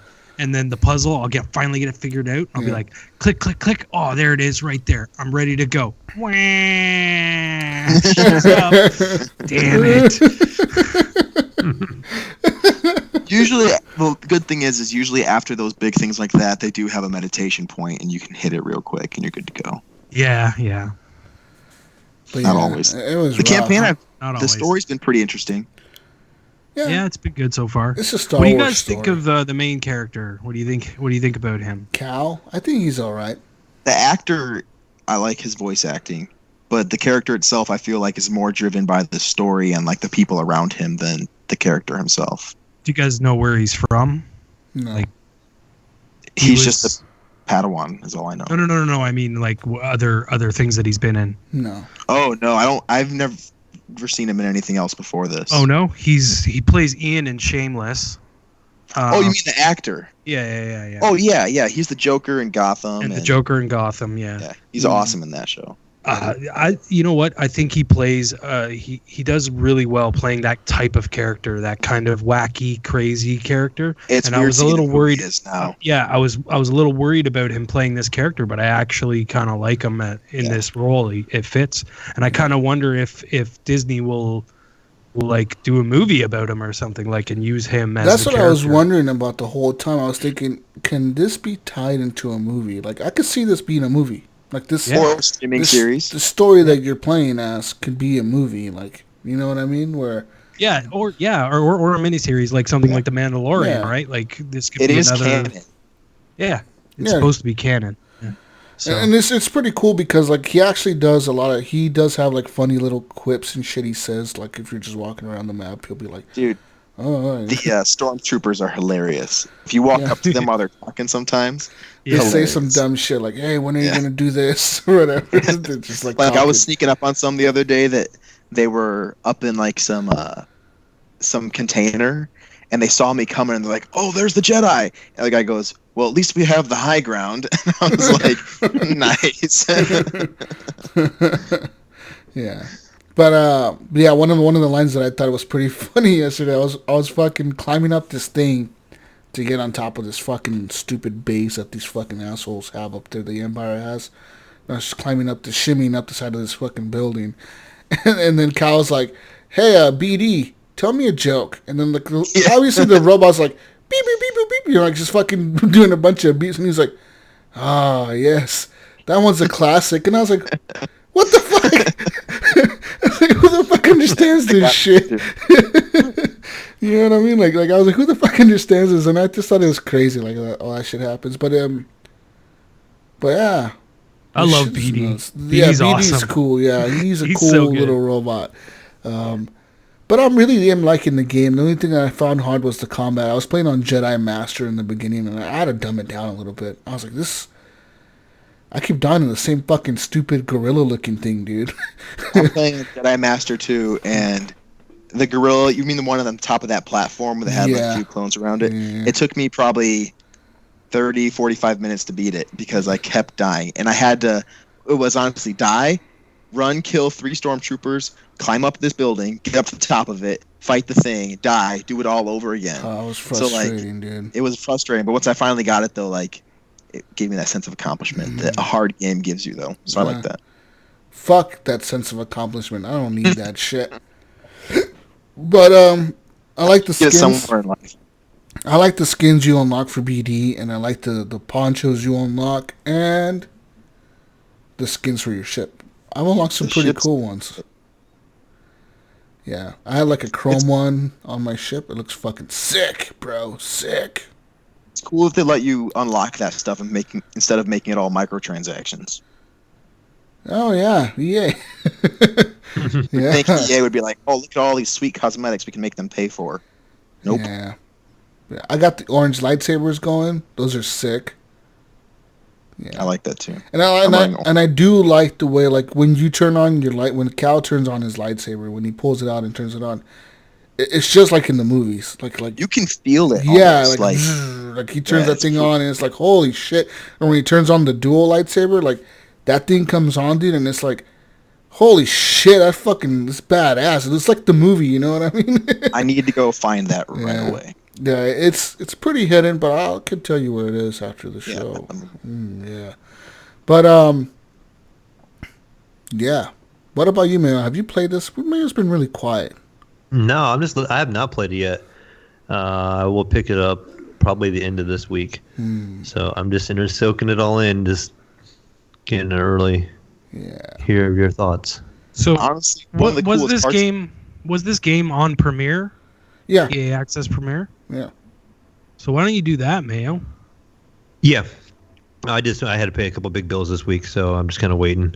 Yeah. The wife had to go actually to the ER this week. Her blood pressure was really high because of her work. And I get to we were at the ER, and they were toddler. Oh, we have a $200 copay. And I'm like, oh, what? So we had to pay that. So I'm like, all right, I ain't gonna buy anything this week. I'll wait till this coming Thursday, and I'll pick it up. For sure. Yeah. It's definitely worth it. Like, I plan on for sure getting it on Premiere because it's only $15. Oh yeah. And I'll probably do it. I'll probably wait till the beginning of December and just do that whole month of December and try and grind through it. I know I can play Red Dead until that point, so I'll probably just wait, maybe even Thanksgiving weekend, have a little bit more time off from work. And see if it's on sale Black Friday, something like that. You never know, you might catch a Black Friday deal. Yeah. And the game did go on sale as well during the Xbox. What was it on the Xbox XO19? During that event, Xbox announced they're going to be doing like a flash sale for the next 3 days, and the game was on sale that very moment. Like the Ultimate Edition was down to like $62, which you saved. It's like paying, you know what I mean, like a few bucks more to get the Ultimate Edition of the game. Which why not? So that was my brother ended up buying it on the same. It was the same deal as if you have EA Access as well. Pretty much 10% off, 10%. Nice. Because that's what I got. But I was stupid, and I thought this was going to be on EA Access for like a 10-hour trial. And I re-upped my literally November 11th, my EA Access was up. So I renewed it thinking that, I want to play the Jedi Fallen Order game, so I'll just renew. And then it wasn't on there for a trial, and I'm like, oh, damn it. But I did get the 10% off at least when I bought it. Do you think that people who aren't Star Wars fans would like this game? That's a tough one. I know. I was trying to think about it too. If they're not Star Wars fans, but they're fans of games like Tomb Raider and Dark Souls and Demon Souls and those kind of games, then yes, I think they'll like it. But go into it not expecting it to be as difficult as like a Demon Souls or a Dark Souls, because it's a little less complicated than that. But it really, has that feel to the game. Like an Uncharted Tomb Raider as well. You know what I mean? It's a mix of the two to me, in my opinion. I mean, yeah, it definitely feels like they took some of the most popular games of the last few years, combined them, slapped on it, and then made it not insanely hard, but still difficult. And I've really enjoyed it. It's been pretty cool. Yeah, it is a really cool game, and it's by far the best Star Wars game we've seen out of EA in a long, long time. Oh, for sure. You know what I mean? For sure. Even compared to like, I liked, was it Battlefront? Battlefront 2. But and even Battlefront 2. I really enjoyed those games. I thought they looked beautiful. Battlefront 2 was a good game, but it was an online game. You know what I mean? Like, As far as the story, there was though, a campaign, right? Yeah, there was a campaign, right? Yeah, but as far as like a Star Wars story, this is the best one they've done. Like the campaign for Battlefront 2 was cool, and I liked how they tied that into like the whole, fucking Empire story or whatever. Like, I don't know if it's canon even, or maybe it isn't. Maybe it is, but this is definitely like a cool fucking story. Yeah. Knock I would give the game as there's no dismemberment of like stormtroopers. You can't chop off their arms or their heads or anything. Droids and bugs and stuff, sure, but you can't chop off arms and legs, which is a big bummer. Yeah. T, I guess. You can chop the big guy up though, like the big Yeti looking thing. You can chop his arms off because I've done it. I'm down for that. He's a big motherfucker, though. You'll see him. You'll see him. As far as performance goes, though, on the Xbox One S, the fucking game runs pretty bad. I mean, some of you may not notice if you're playing on the Xbox One S, but the frame rates go down to like 20 or 17 even. That's one thing I noticed the same thing. Once in a while, it really drops. On the and on the X. On an S or on an X? No, that's on the S. On the S, yeah. Like you cannot. On the S, the maximum frame rate is 30 actually, so it's locked to that, and you cannot improve that anyway. As far as the X though, you can switch it from a 30 frame rate mode, like I think that's called visual mode, like in higher visuals, and it'll lock it at 30. Or you can end up going up to a performance mode, but that is targeting 60, but it doesn't do 60. At best, it does 50. And during the average frame rate for the game, during gameplay, it's like 40 or 30 something. But the game, I mean, it's incredible looking though, man. Yeah, it does look pretty good. So whichever one you got it on, and I heard it on the PS4 Pro is actually running really good on the performance mode. Like it actually does do 60 pretty well, better than the X does. But I'm pretty sure it's running at a lower resolution as well. So you gotta take that, But yeah, fuck man, the game it's a beautiful game. It's an amazing game, and one other thing that I had a problem with was the the controls again. This game, just like Need for Speed, the controls feel kind of weird sometimes. Where like the jumping on the ropes, there was a part of the game. There was 2 ropes. You gotta like jump in one rope and then swing and then jump to the other rope and grab that rope and then swing and land. I must have died in that spot. Like, I swear I died like 30 times. And I wanted to punch my computer. I was going to punch the screen. I was like, this is the most bullshit design of a game I've ever seen in my life. I was so fucking mad, dude. The one that got me is when you're sliding down the ice ramp and then you have to jump onto the rope. Oh my god. So many times. I missed that one the first time too. I know exactly what you're talking about. That fucking sliding and jumping on the rope. Dude, the fucking rope swinging in this game. The zone that you grab the rope bigger. They do. Because that zone where you grab the rope is way too tiny and you can so easily just fucking miss it. You just miss it. It's like, oh, too bad. You died. Well, the thing is, every time you die, the next time you spawn in, you have less health. Yeah, less health. So then it keeps going and going. Yeah. Then you're gonna go. Sorry, try again. Yeah.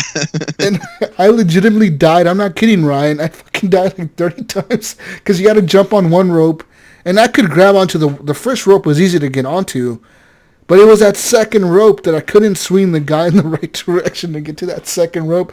And then one time, I got to the second rope.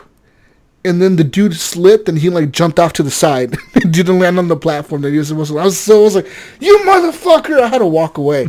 I like just set the shit down and walk away. I was like, fuck this is some bullshit. Well, fuck this game. Jesus, I didn't know at the time. In our news later on, I linked an article. I just thought it was kind of a funny article. It's on how to throw your controller. So maybe you should have read up on this. Dude, I was just frustrated, man. Like, you'll see what I'm talking about when you play. You're gonna be like, "Fuck these ropes." I know what Jesus was talking about.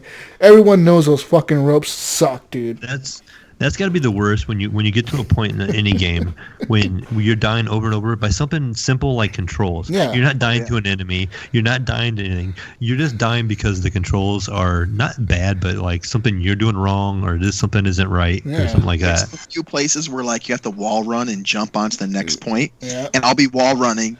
And I see my guy starting to fall off the wall, and I jump, and I come up like an inch short, and he like grasps at it and falls. And I hit it like 10 times, just keep missing. Yeah. I'm like, oh, what the F? So I do it again, start running, and he just totally clears it in one bound, lands on his feet. And I'm just like, why was I so short every other freaking time? Yeah, I don't get it. There's shit like that in this game where it's like, what the fuck? What the fuck's going on here? This is some bullshit. But yeah, other than that, the game is fun and it's cool. Other than getting lost because of the stupid maps, or going in circles doing that bullshit, or the stupid ropes, I really enjoy the game. The combat, like I said, it can be a little bit difficult, but you eventually kind of learn what the enemies do and how they're going to attack you. So that's the thing. You gotta play each enemy differently, which is pretty cool. There's these fucking stormtroopers called, like, I think they're called, what are they called? Purge troopers? Is that what Purge trooper, yeah. They're the ones that are looking for the Jedis or whatever. Like, they have the black armor and, like, the black and red armor. They look fucking badass. But those guys are fucking assholes, man. They fuck you up. There's one, I ran into one that had, like, the dual sword things, like the dual electric little sword things that he punches you with. And then there was another one that had a fucking gun. Like a fucking the one with the gun just destroyed me. That fucker, if you don't close the gap on him, like if you don't just run at him full speed and try to like dodge those first few shots, he'll just fucking destroy you with that rifle, dude. He just one shot. Yeah. And the thing is, when you run close to him too, you gotta be careful. You gotta be prepared to dodge, because if you get too close to him, he'll drop this like grenade thing on the ground and like it does like a radius of like electricity around him. So just like whoosh, everything starts fucking. And if you're standing in that fucking shit that's getting shocked, like Cal, he'll just freeze in place and be like, fucking getting electrocuted. So the ATSDs do the same thing with the grenades they drop at their feet too. I'll tell you what, and that level in Kashyyyk where you're fighting the walker and all the stormtroopers and the big security droid, that was so hard. It's like, there are so many people here and they're all shooting at me or hitting me. Plus now there's a walker here launching missiles at me at the same time. Yeah. You're not like the Force Unleashed guy where you're invincible. So it's hard. Yeah. For real. It's a fun time though, man. I recommend you guys check it out and play it. I'm glad you're playing it, Ryan. Sucks that you're going to be playing it like all year, but yeah, it's going to take me forever, I think. This is going to be Ryan's only game of the year. I did plow through Borderlands 3. So wow, I you got finished through it? that. Oh, yeah. Wow. Come on, Jesus. You know how much of a Borderlands fan I am. Wow, I never finished it. Now, mind you, I did not do all the side quests. Okay. I did a lot of them in the beginning, and then I just beelined it for the end. Yeah, because I just didn't have time. Yeah. I'll go back at some point and play through them, but yeah, I just didn't have the time, so I beelined through it. Interesting. Yeah. Anything else you've been playing, Ryan? A whole bunch of Slay the Spire. I suggested that game to you guys, and I love that game. For a quick, like, when in my condition where I have to be like, able to just drop things in a second, it's a great game for that. Yeah, it's a fun little card game. Jesus, you really should try it. It's really good, man. I like it a lot.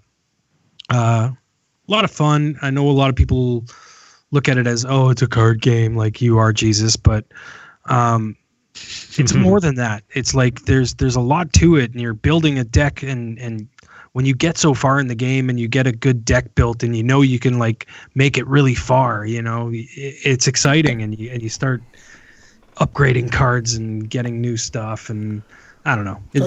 I had fun with it. Stupid card game. Yeah, it's game of the year this year.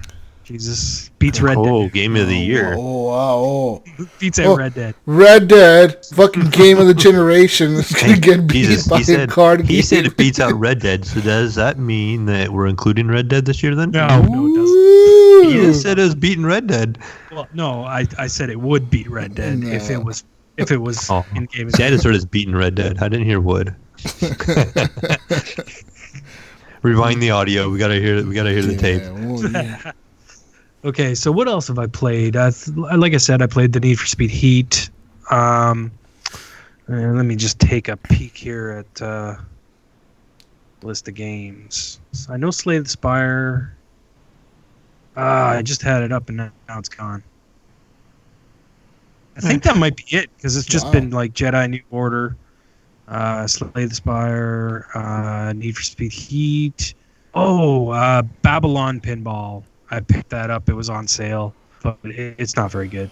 So I'm not going to talk about it. And I've been playing the Williams, the new Williams pinball tables. They're really good. I know there's some people out there that do like pinball. If you haven't checked out those tables yet, they're decent. It's funny because when I was listening to the show all the time, when I was listening to you, Ryan, you guys talked about pinball for a while there, and you guys were doing your tournaments, and you guys were going on and on and on. Now, anytime I see a pinball game, I think of Gibb. I just think of you, Ryan. Like, I wonder what he thinks of this game, and I wonder how many times he's, flipped this score or stuff like that, because it sounds like you're pretty good at it, and you really enjoy your pinball.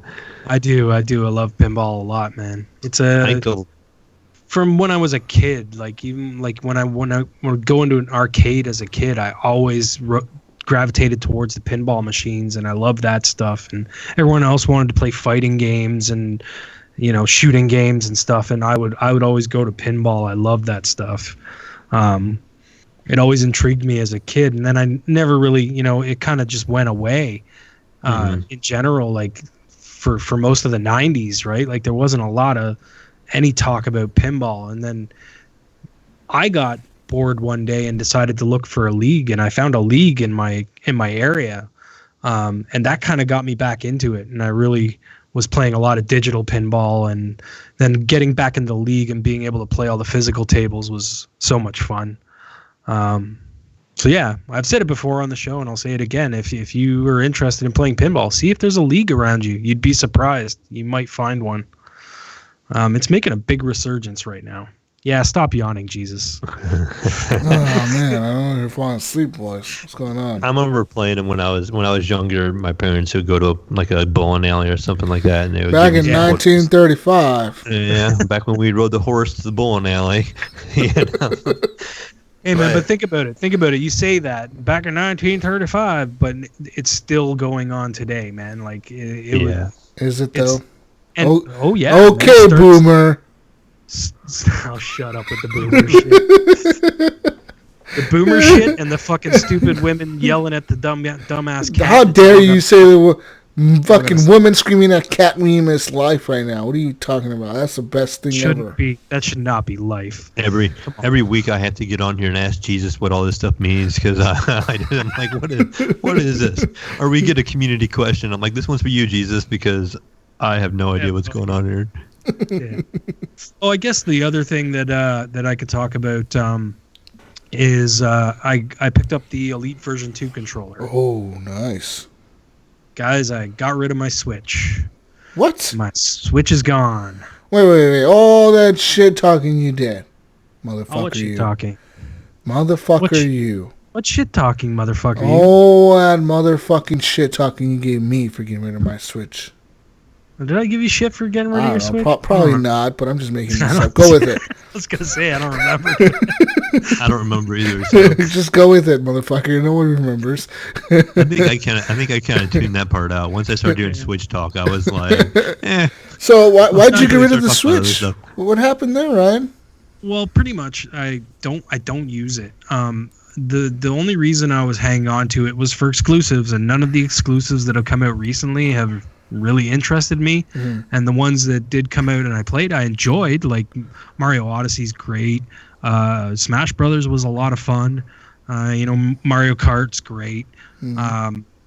I've heard really good things about Luigi's Mansion. I can't afford it. You know what I mean? Yeah. I can't afford to buy all these different games for all these different consoles at full price.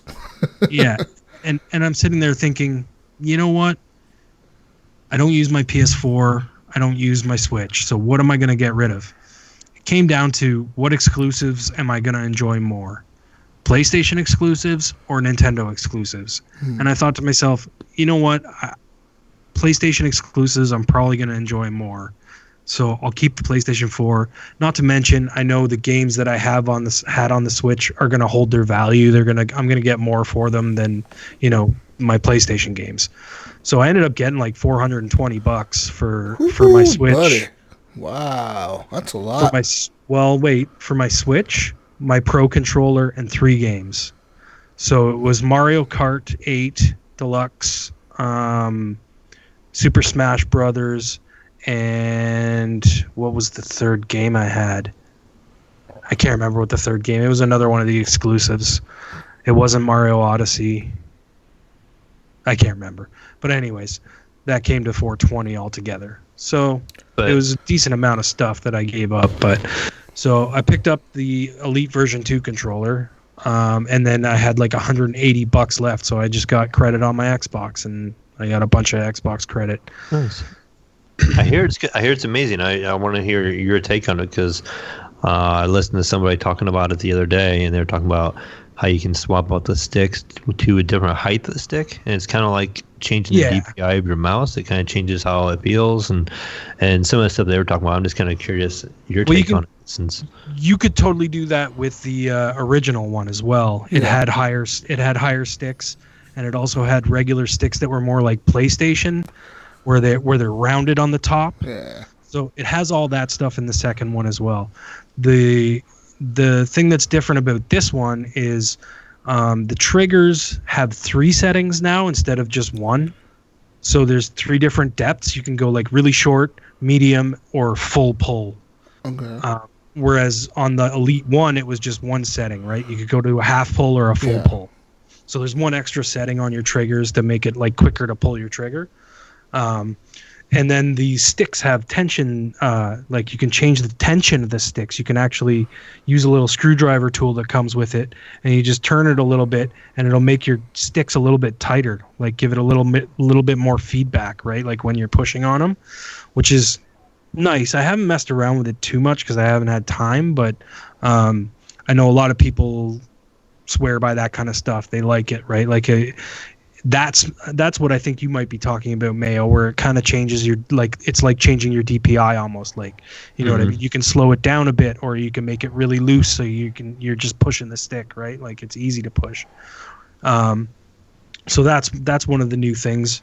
The other new thing that comes with this one is it's USB-C charged, and the battery is inside the controller. There's no more battery packs. Wow. Yeah, so the battery is actually in the controller. I mean, some people may look at that as a plus or a minus, right? Like Depends. It's plus. Yeah, it depends on the battery and how well it holds up over time. But I will say this: the battery. I haven't even charged my controller yet because the battery lasts forever. They say it's about 40 hours of life. That's what I was going to say. I thought I read it had like a 40-hour charge. Long time, man. And the other cool thing is it has a case similar to the Elite 1, Jesus. I know you know what I'm talking about here, where it has that nice case that it comes in. Well, this one also has a little charging dock in the case.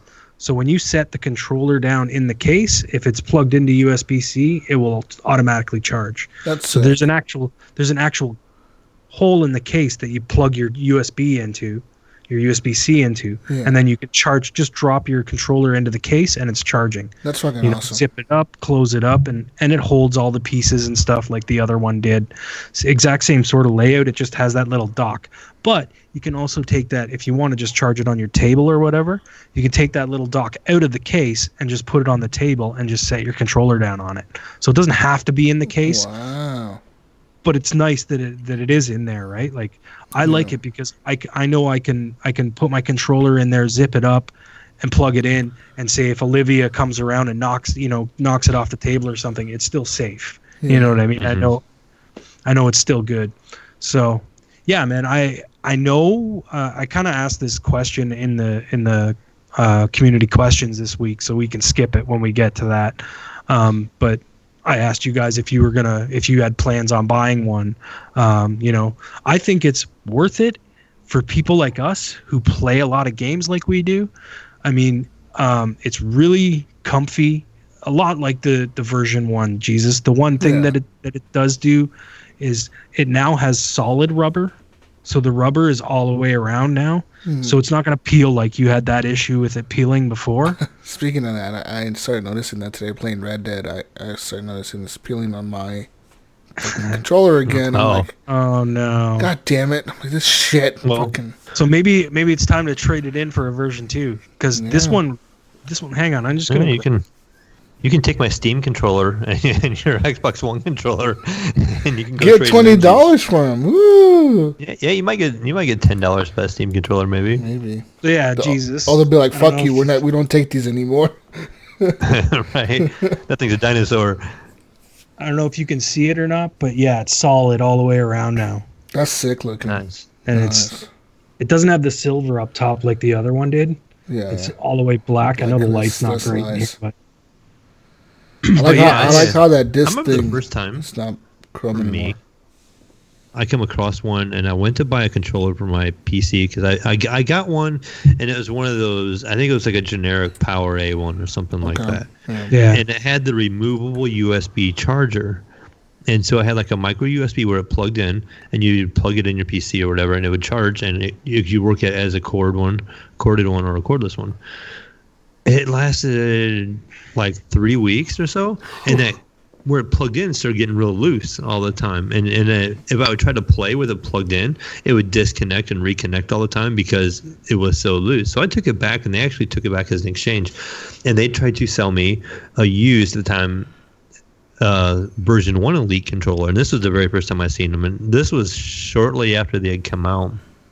And he was showing me all the features and everything, and they were I think they were charging $120 for it, and I was you're out of your mind. I'm not paying $120 for a controller, and I just completely dismissed it, and I bought it.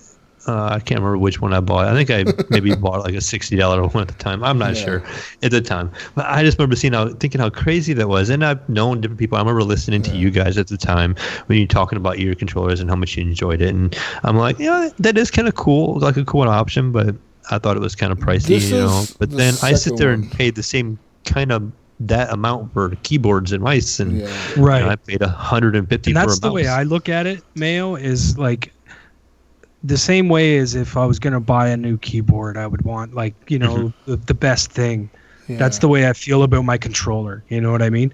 The other good thing about this controller is it's got Bluetooth.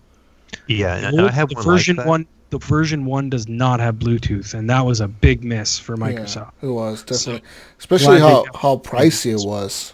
Yeah. Mm-hmm. Well, this one's even worse. It's a little more. Yeah, but the version 1 when it on release was $150, right? For you guys, $150. Yeah. And on release, this is $180. So I would say with the options that you get on this one, it's definitely worth the extra $30. You know what I mean? Like for me, I didn't pay for my version 1 because I got it with my Elite Xbox One that I bought with the SSD hard drive in it. It came with that, and that I got free because I got it when I bought my TV. It was one of those deals. I buy a TV, get an Xbox. So nice. This one up here is $230. Yeah, which is crazy. When I think about it, right? Like, it's very expensive, but for the amount I'm going to use it, and the way I like the feel of it, I love the feel of it. It has that same feel as the version 1, Jesus, that little bit heavier weight to it. You know what I mean? Like, it feels right in your hand. It really does. Nice. Did I hear it correct too? I heard like the buttons on them are more like a mechanical keyboard kind of setup. They're like an actual mechanical button instead of having like a Go controller. No. The buttons are all the same. The only difference is the shoulder buttons have a little more of a click to them. They feel a little clickier, and the Xbox button is not the same, as it's standing out a little bit more, and it doesn't push into your controller. Like, you know how when you push an Xbox, like on a regular controller, the Xbox button goes into the controller when you push it. This is set up a little bit more, and it's clicky. Oh, wow. Okay. I wonder if they're taking the design of the next-gen controllers and kind of already adopted some of the design into this controller. You know what I mean? Yeah, I think so. Because they're like, saying I wonder like if the next-gen controller is going to have like that wraparound rubber on it and like maybe internal batteries now, no more external or whatever, you know? Yeah, maybe. I think this is going to be Microsoft's thing, though, because as they keep pushing Game Pass and different stuff, and you know how they're saying Xbox, it's a brand now more than it is a console. Yeah. And I think this is what they're going to be selling us with. Eventually, they're going to be offering their streaming service, and you know we can play on the PC, we can play on our Xbox. I think they're really going to start pushing higher quality controllers and try to make the money off controller sales as being their hardware sales compared to console sales. Maybe I think they've always done that. I mean, the controllers are not cheap. They're $60.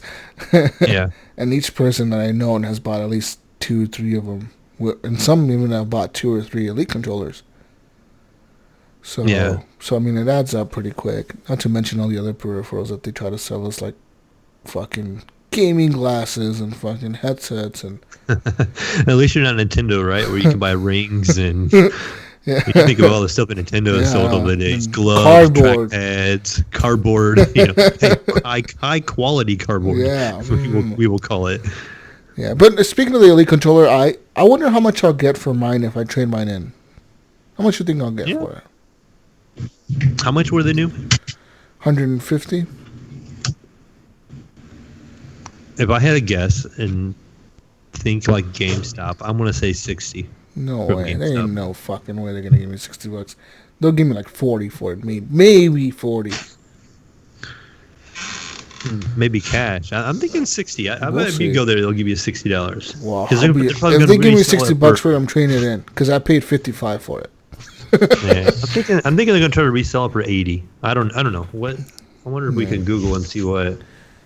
I wonder. Sorry, guys. My laptop battery died on me. Whoa. Apparently, this plug that I had it plugged into doesn't work. Oh, that's cool. Oops. You disappeared and you sounded really loud there. But like, yeah, this is my second Elite controller, but I only paid $55 for this because Target messed up on a sale or whatever.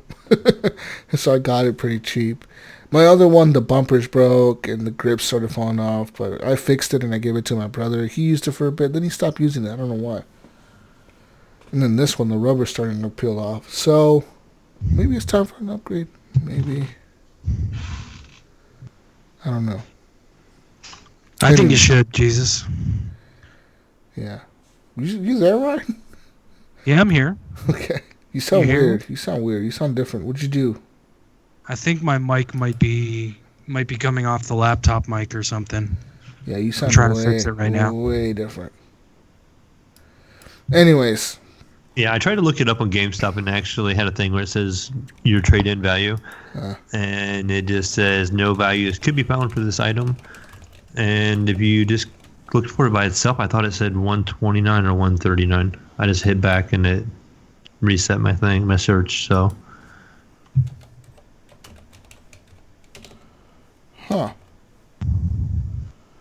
Xbox Elite controller. Version 2. Pre-owned is $139.99 for a regular Xbox One Elite controller. I'm not sure if that's a new. It doesn't say version 2 or version 1. So the Gears of War one, there's a Gears of War 4 limited edition Xbox Elite controller, and that's for version that 1. And for that one, you get $50 in store credit. Oh. Yeah, well, maybe you are closer to 40 then. Yeah, so I'm thinking I'm probably gonna get like 40 for it. You believe that? And they turn around and resell this shit for 120. That's fucking crazy, right? Fucking GameStop. This is why people don't like GameStop anymore. People don't like your GameStop. Do you think GameStop would get better press if they didn't gouge so much on the prices? That's ridiculous. We all see it. We all see it. You know, you take in games and you trade them in, and you'll trade in 7 games, and we'll be like, we'll give you $6. and then they turn around. You go the next day, and those games are $10 a piece. No, and at that very same time, they're printing out the labels that they're going to slap on them, and you see the prices on the labels like $20, $30, $40, and you're like, motherfuckers, dude. Like a brand new game. Think about a brand new game. They'll give you $30 for it, guaranteed store credit, $30, right? And then they turn around and put it back on the shelf for $57, $3 off of $60. Yeah, and this is why I don't like GameStop, and this is why I don't go there. That's a deal for the gamers. Anyways, I might do it. I mean, I don't know. My controller still works. It's just peeling a little bit. That's all. Just a little. You can just slap a little glue on it. I kept my old one. I still have my old one, too. Mine didn't peel at all. It's still in perfect shape. Fucking peeling motherfucker. Ryan, I think we need to get him to autograph it, and then we can auction it off on the Discord. Autograph his peeling one? Yeah. Peeling controller. Be like, this controller was used by the Jesus Walks a Lot as he shot Pinpoint Red over and over and over again in Call of Duty. And then you can sign it. Yeah, and then get it like certified and shit. Send it in the box. You can send a certificate of like authenticity with it. Oh, shit. A photo of you signing it. Are you gonna send it to Penn? Send it to Penn as a gift. Here you go, Penn. For his birthday. Oh, shit. This is the controller I get you. That'd be pretty funny. Fucking Penn. Penn is crying right now, guys. Put it in a glass case and everything. All lit up and He's shit. probably sad because, he went on vacation as soon as Jesus was beating up on him for a while. Because he was so stressed out, he had to go on vacation. And so now he comes back from vacation, and this is the first episode he's going to listen to, and it's going to bring all them horrible memories right back to him again. He thought all those memories went away. He's like, oh, I got a new lightsaber. All those bad thoughts went away. And it's like, nope. That's what you thought. He was standing in what is it? Galaxy's Edge going, forget about what Jesus did to me. Forget about what Jesus did to me. Forget about what Jesus did to me. Oh, shit. Anyways, boys, it's time to move on now. Unless you got more games to talk about, guys. More games? I do have one I want to jump in and talk about. Oh wait, yeah. Did you? Is it the game that I think you're going to talk about? The one I messaged you about? Yes, that is. Yeah. All right. I'm glad. I want to hear about this. Jesus, I was actually given a review copy from Hello Games for the Untitled Goose Game on the Epic Store. Nice. Untitled honk honk.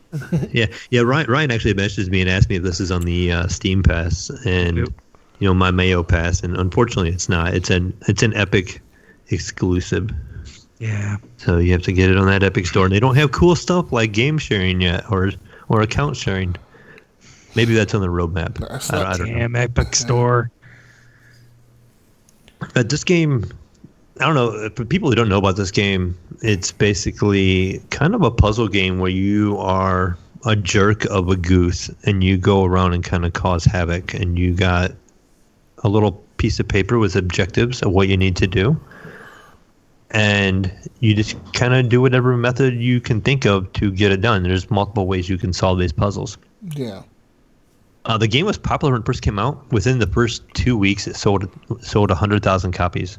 And this was like I'm not sure if it was their first game, but it was pretty much one of their first initial shots at it. And I guess the game was made kind of as a joke, and then it just kind of took off. You can totally see that too when you're playing it. By the way, this game is also on Switch. Yes, that was the other thing too. I was going to throw out there at the end. There is you can get this on Switch and on Epic for $20. Yeah. And so it's a cheap game, and the controls are really simple, and pretty much anybody can play this game. young kids, older people, I think anybody can have fun with this game. One button will make your goose honk, so you can like walk up behind like people in the game and just honk, and it'll scare them and it'll cause them to react different ways. One example is there's this kind of farmer guy, and you get different events that you will cause him to pick up a hammer and he'll start like nailing a sign down. I can't remember what he was nailing, but if you sneak up behind him and you honk, it'll cause him to hit his thumb with the hammer, and that's one of the objectives you actually have to do for that level. Another button is just so your goose can kind of lower his neck and kind of be closer to the ground, and you use this to just pick up objects that are along the ground and crawl underneath tables and sneak around and stuff like that. And then you can flap your wings. I don't really know what that's for yet. I haven't had any situation where I've needed it. It's to make yourself threatening. Yeah, it could be, and I haven't used it, I guess, and I'm like halfway through it. And then the other thing is there's a button to pick things up. So when you come up to an object, they'll put little marks by the object, and you can just hit that button to interact with it. And you can pick it up and just do different things with it. Like an object is pretty much just to be a pain in the butt. And in the first level, you have some really simple tasks to do.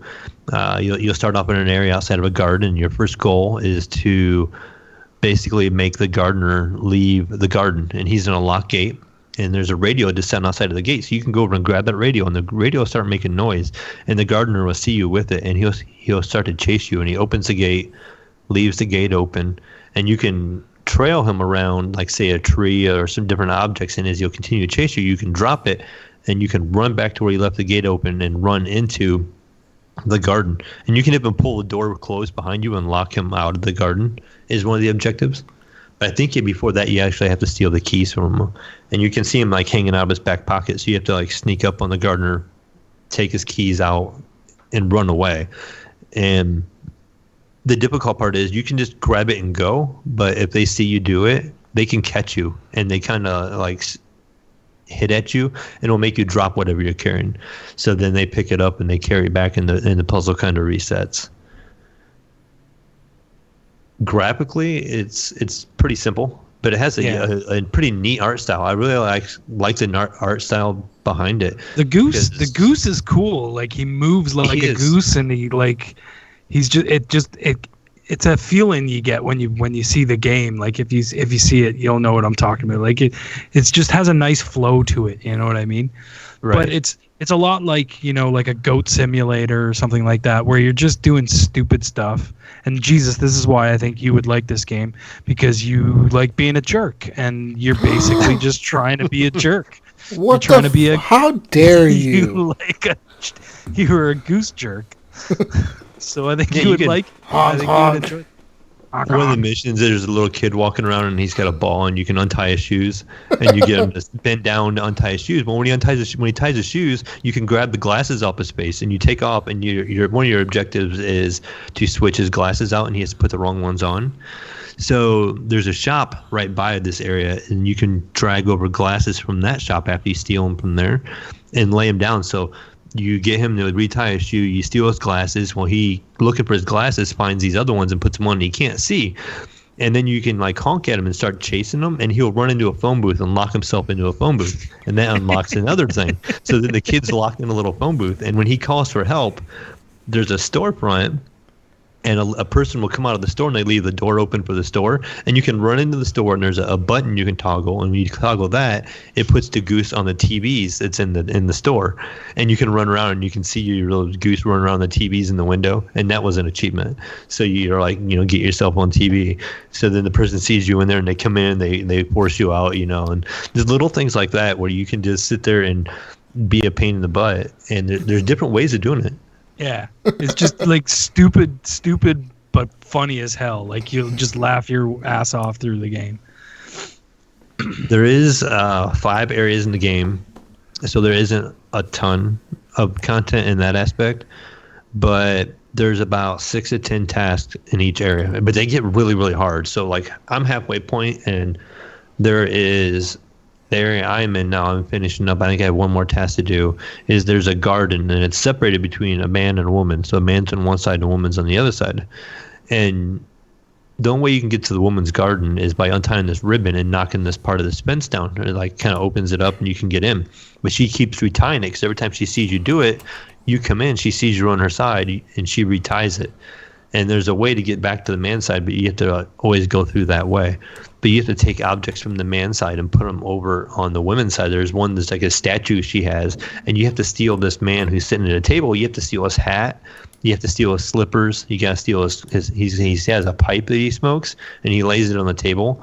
And then he has like a pair of glasses that are reading glasses or something like that. And you have to steal all those and take them to the other sides of the woman and lay him by a statue, and then she'll pick him up and dress up the statue is one of your goals. And it gets kind of hard because one mission was you had to get him to spill his coffee, and he keeps just picking up a newspaper and over and would read his newspaper, but he wouldn't drink his coffee. So you have to steal the newspaper and take it away from that environment for him to sit and drink the coffee. So then when he drinks the coffee, you have to get him to spit it out. So you go to the backside, to the women's side, and there's a big bell, like gong thing over there, and you can hit it, and it makes him spit it out all over the place. It scares him, and stuff like that. But simple graphics, nice little game on the go. I think for kids, where you can kind of mess around. Your goose walks around all confident, like Ryan said. His head's kind of up in the air, and he just kind of looks like a jerk the whole time as he's walking. You can just tell you're gonna be up to something, and you can flap your wings at people and honk at them. It's just kind of funny to honk at them, and they kind of react different every time. If you're behind them, you'll scare them. If you're in front of them, they'll just kind of look at you and try to shoo you off. Okay. Goose Game. The Untitled Goose Game. And I would say this game, the length of this game is going to depend how quick you can solve these puzzles. Yeah. So you definitely. I think it's also kind of like the game is what you make of it. Like you can have fun with things and play around, kind of like Hitman. Jesus, like there's different ways to do the thing. Right. So you can go back and replay it and do it differently. You know what I mean? There's a reason to go back to these levels and maybe play them over and over again and do stupid things that you didn't think of the first time. You know what I mean? Mm-hmm. So it kind of has that kind of feel to it too. But yeah, it's a $20 game on the Epic Store and on the Nintendo Switch store or the site. I'm not sure what they call that, but it can be found through there. But yeah, definitely wanted to thank Hello Games for that. I had reached out to them a little while back, and they sent me a code. So I was trying to get one of them to come on for an interview, but I haven't gotten any response. That would have been cool. They're an Australian developer. Australian. Maybe have one. So Gunny would get along great with them. Gunny to interview them. Speak the language. Oh, Australian. Oh, hey there, mate. Fucking Gunny. I'm from Britain. Fucking Gunny. This is my British accent. This fucking Australian accent. Oh, I'm a British guy that took too many blue pills. Our British listeners are probably like, what the fuck has Gunny been smoking? Oh, shit. Oh, shit. I wish he was here. Yeah, same here. I miss him. I miss you, Gunny. He's fucking playing NASCAR Heat 4 right now. What is he doing? NASCAR Heat 4. Only Gunny would skip the show to play some fucking NASCAR Heat 4. I think he's been on that all day, but if you look at it, it shows like it's just navigating menus. Okay. Yeah, I think he just right. He's just editing his car to exactly how he wants it to be. He's been doing it all day. Non-stop. Just fucking tweaking out on his cars. Oh, I did have one more game that I played. One more game that I wanted to talk about. If you're done there, Mayo. Yeah, I'm finishing up. I've been playing the Outer Worlds, a lot of the Outer Worlds, and I'm really enjoying that game. You guys liked it too, but I feel like you guys kind of fell off of it though. Well, there's so many games out right now. I have to play so many games. Fuck. I know. Yeah, man. for me, obviously, Red Dead and all that. You know what I haven't even touched? Gears 5. Yeah, I was thinking about that the other day myself. I'm like in the second act. Like I barely scratched the surface. Shit. The problem with all the games that come out these days is that none of them, they all want you to play them forever. That's the problem. You know what I mean? That's what I like about like the Outer Worlds and a couple other games that have come out recently, like the Force Unleashed or not Force Unleashed, Fallen Order. It's the same thing. It's a single player game.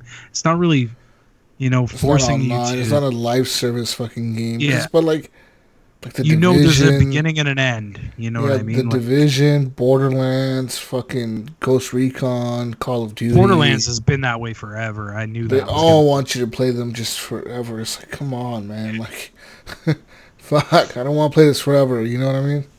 Yeah. I think that's where we see it as being on a show talking about games too. We try to grind through them and try to get them done. Where maybe if you're in a situation where you can only afford a couple games a year, well, that's then, good. Then it becomes a plus. That'd be awesome. I love this game. I can play this game for a whole entire year and not have to worry about buying anything else. You could probably play the Division 2 forever, or Ghost Recon forever, or anything like that. You know what I mean? Oh man, I got a buddy that still plays Black Ops 2. Dude, my brother plays. That's all he plays. My brother plays Infinite Warfare Zombies. That's all he does. That's all he fucking does. I'm like, Omar, what's the point? He's like, well, it's to kill zombies. I'm like, dude, is there an end to this? Are you ever going to reach an end of the zombies? Like a level that just it ends? He's like, no, but I found a glitch that, like, the zombies can never kill me, so I just stay alive forever, and, like, everyone else dies except me. I'm like, what? Like, he knows all these glitches and hidden areas and, like, how to unlock secret shit in the mode, but there's no end to it. You know what I mean? It's just he plays that. It's fucking weird, man. I don't get it. You know what? To each their own. If you enjoy playing it. All the power to you. Outer Worlds, Ryan. You liking it? I'm enjoying it, man. It's a good game. Mm-hmm. It's like it's a much better, like, I always get too always feel like Fallout gets too much for me. Mm-hmm. You know what I mean? And I get like halfway through the game and I'm just like, I don't want to do this anymore. And I feel like this game is short enough that I'm not going to feel that way, especially because the writing is so much better. Like, the characters are so much better. The world's I mean, it looks about a Fallout game, like a scale of a Fallout game. It doesn't look that much better than what a Fallout game would look like to me, personally. No.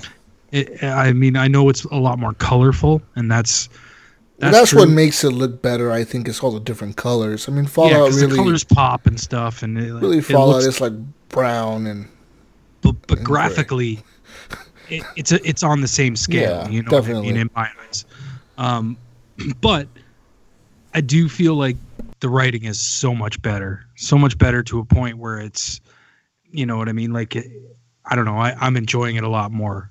Where it feels so bland in Fallout, like the writing, and in this, there's a lot more character building, and I don't know. It makes me enjoy the game a lot more. So that's the Outer Worlds, though, guys. I know you guys have talked about it already, but I've been playing that as well. No, that's awesome, man. Yeah. Glad you the like art it. style really drew me to that game. I like the art style, how they kind of mixed that kind of No Man's Sky feel to it. It's not so dark. Yeah, you know what? I didn't think about it until you just said it there. But yeah, it does kind of have that kind of No Man's different Sky, color, poppy, neon kind of fucking colors. Yeah. I just love the whole like wackiness of the game. Like, everything's so weird. Yeah. The corporations and just the stupid over the top, like fucking, like the bad guy's like over the top evil. You know what I mean? Like, he's like mega man. He's like a mega mind or something, like a cartoon villain. You know what I mean? It's just like super evil that like it's like overdoing it, but he doesn't realize it. You know what I mean? Yeah. And I made a huge mistake in the beginning, because I was trying to get through some dialogue real quick. And I didn't realize that I made a choice. Oh, shit. So I ended up siding with Edgewater. But I brought all the people back except for the one chick. Oh, yeah?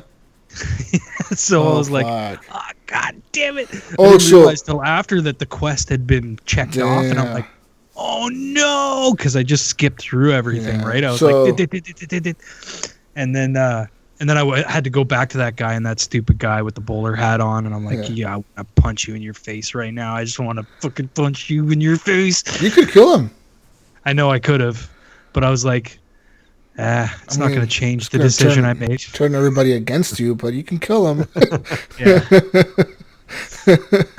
Yeah. That's funny about that thing. I wanted to make him leave because I know you could make him leave as well. That's what I did. Yeah, I made him leave. And all I had to do was convince him that I was smarter than him. Like, yo, you should leave. And he's like, okay. Well, that was the road I wanted to go down. And then Jesus, we're skipping dialogue. Olivia woke up and I was like, okay, skip through the dialogue, get to a save point, skip. Oh no, the quest is finished. God damn it. Damn. But yeah. I think that game is a game. My plan for that is to come back to it, say probably a month or two in the beginning of the year. And once I start settling down on all these big AAA titles that just came out, it is a game that I want to dive back into, and I think I'm going to enjoy it when I do play it, and I can give it the time it deserves. Because right now, I just don't feel like I can, because I have Red Dead I want to play, and I have Star Wars Fallen Order I want to play for the podcast and get a good feel for that game, and then I have what else was there? Don't feel like you have to play Red Dead for the podcast. Nobody cares about that game. Oh, fuck you, Ryan. We all heard about it last year. Wow. I'm enjoying it too. So yeah, I know. It makes me so angry that you're enjoying it. You just wish that you would hate it or something. I was really hoping you were gonna hate it. You and Jesus would have fought over it. Great. I'm over here arguing for it again. Oh shit! No. Anyways, I guess it's that time, boys. What time is it? It's news time! I miss That's so much better than Gunny. Yeah, Gunny sucks. Gunny just doesn't know what to do. Gunny's a broken Australian machine. He's like, Anyways, let's get into some news here. Some BioWare news. Speaking of RPGs, BioWare is now reportedly working on a complete overhaul of Anthem. Ryan. Really? Yes.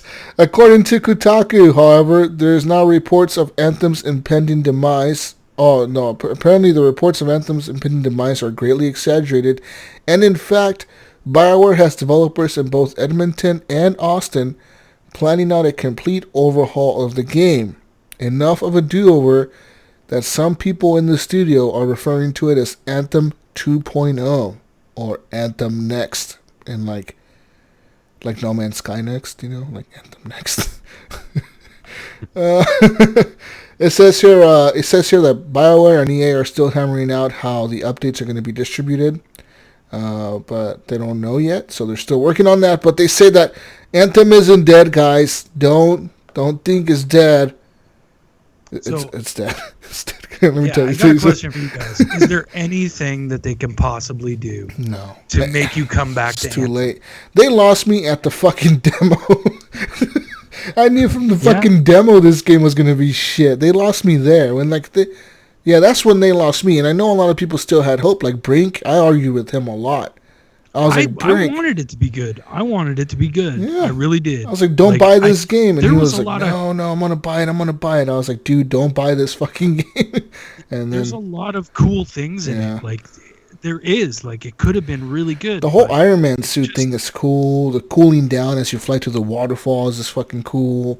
Yeah. The going underwater, going so up. Bland. You know what I mean? Like, it was very bland and not a lot to do, and you're just doing the same thing over and over again, and I don't know. Yeah. It was too much like Destiny for me personally. Like, yeah. It kind of felt like that to me. But we'll see. I mean, yeah. I'm kind of curious. I feel like there are people that still hold out hope for it, and so I think they're going to jump on regardless. Really? They're going to be. I still hear think people you're fucking crazy. But I talk to people and they're going, man, I wish that game would have been good. I wish they would have fixed it. And I think if EA spends it enough, people are going to jump back on board if it comes back out. They may even call it like some big magical expansion. They'll be like, No Man's Sky, remember that game? We did the same thing, but better. We did the same thing. I don't know. I don't know, man. That. The thing about No Man's Sky is No Man's Sky, as shitty as the game was, it still always had that, like, it still had all the planets. It still had all the wonder, all the planets. Like yeah, you really didn't have shit much to do in the game, but you can still go to, like, different planets and be like, whoa, I'm the first one on this planet. I'm the first one to see this. Like, that was still there. The thing with Anthem is Anthem doesn't have that. Anthem, like, people got bored with the gameplay. Like they're just like, dude, I'm fighting the same guy. Like this is not fun. Like, I'm not doing this. Fuck you. I'm out.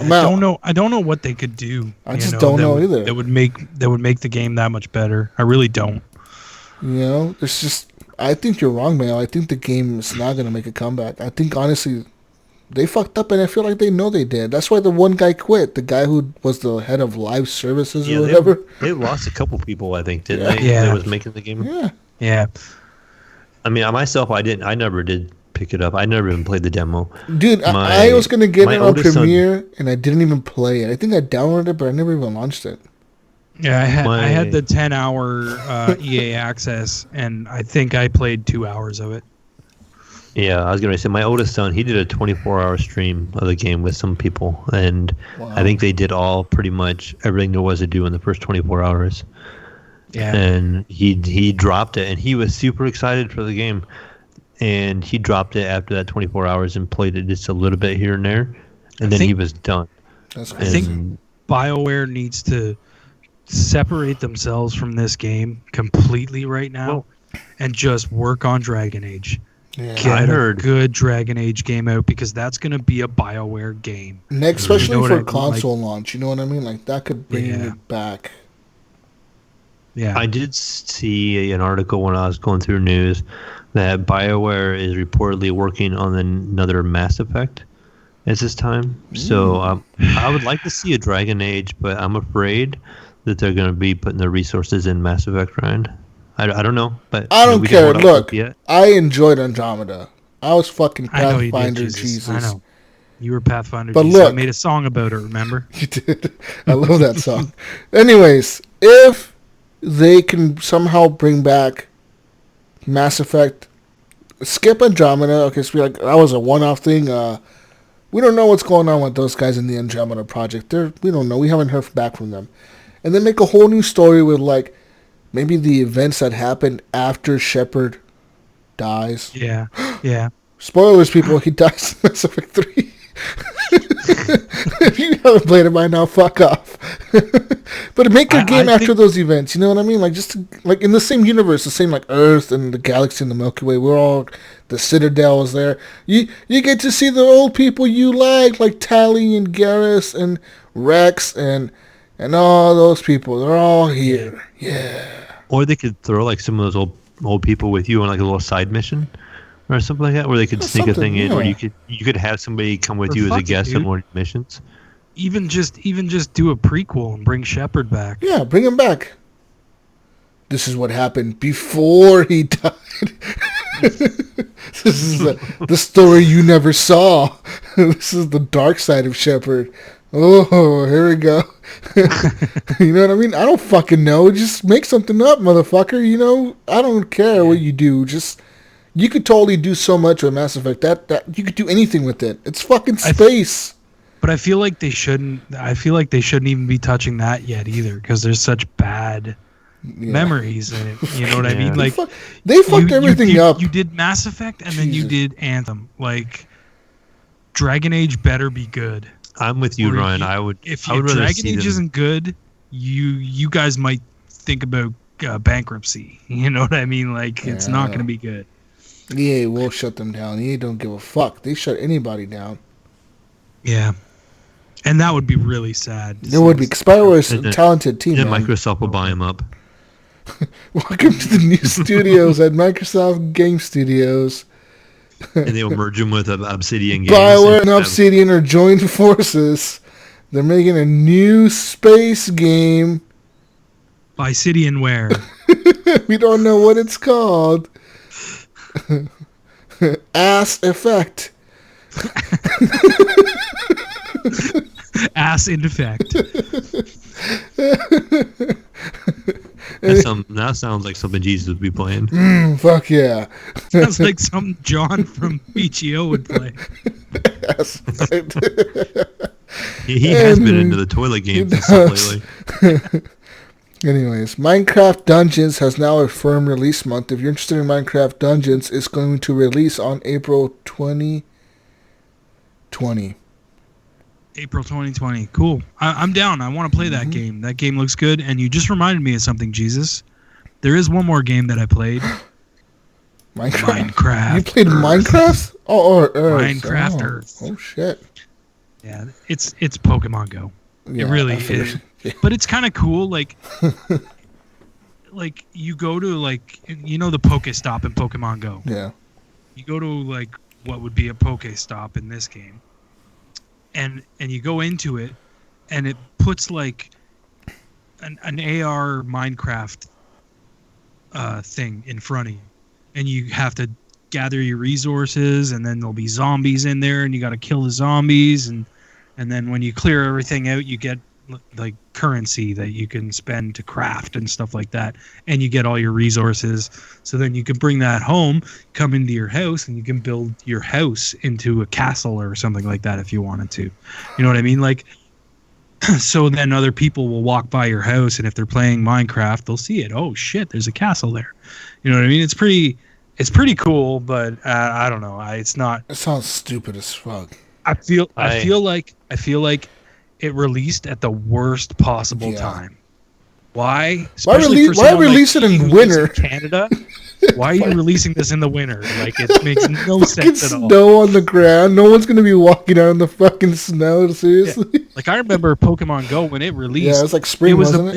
It was the middle of it was the spring, and then the height of it was in the middle of the summer. Yeah. You know what I mean? And people were everywhere. Fuck yeah. If there was a Pokestop there was people gathered there. I remember that, dude. You know what I mean? Lots of people. Crazy.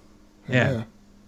I remember, for us, right down the street from us at the beach, there was 15 Pokestops along the walking path across the people would lake. Just go by and it was packed with people all the time.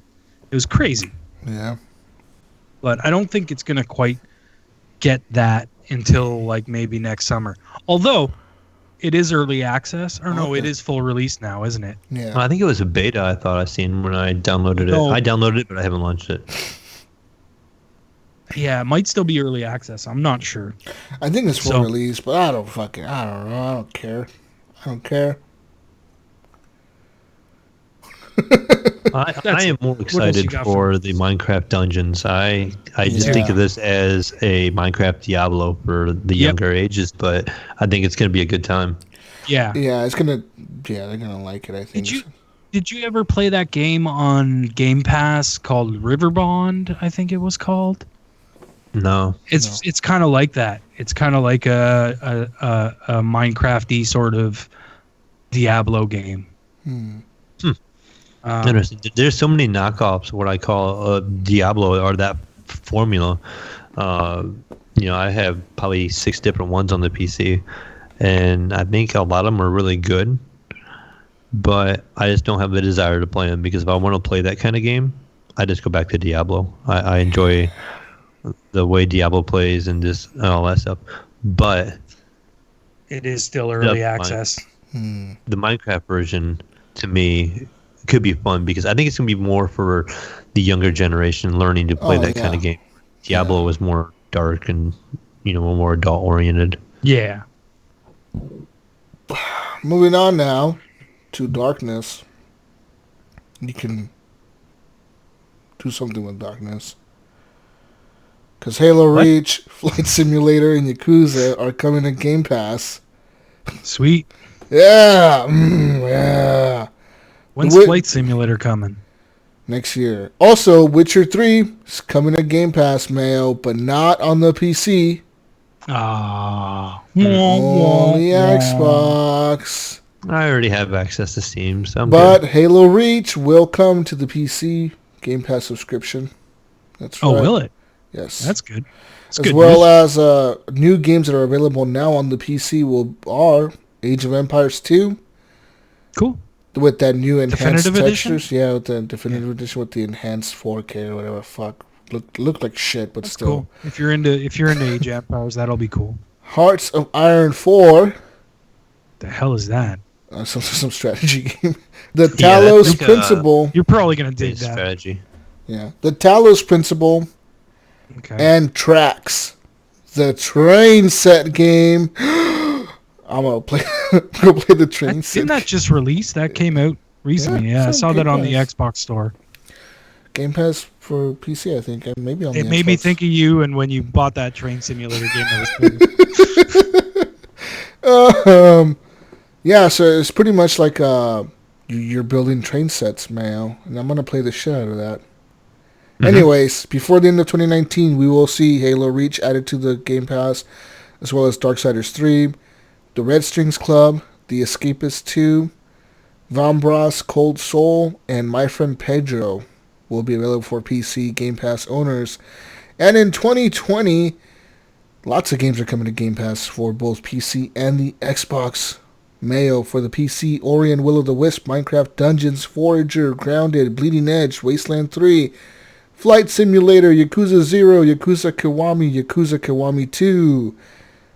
Skip some games here. They're all bullshit. All the Final Fantasies pretty much from 7 on up. And yeah.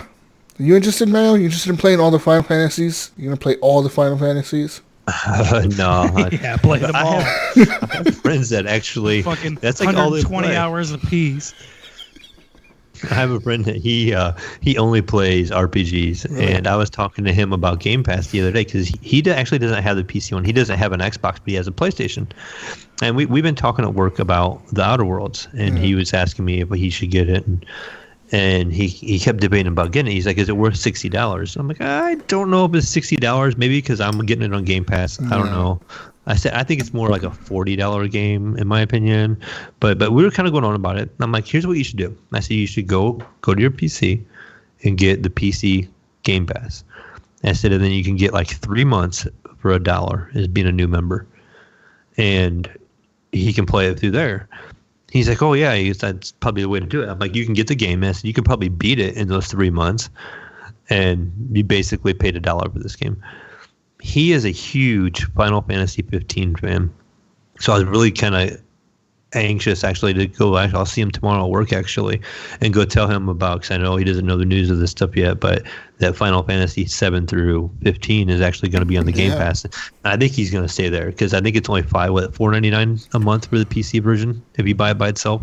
Yeah, That's cheap as fuck. So for all the games that we're getting and all these new games that they're announcing, that's a pretty good deal, even if you're really only getting good. the PC one. Yeah, what the fuck?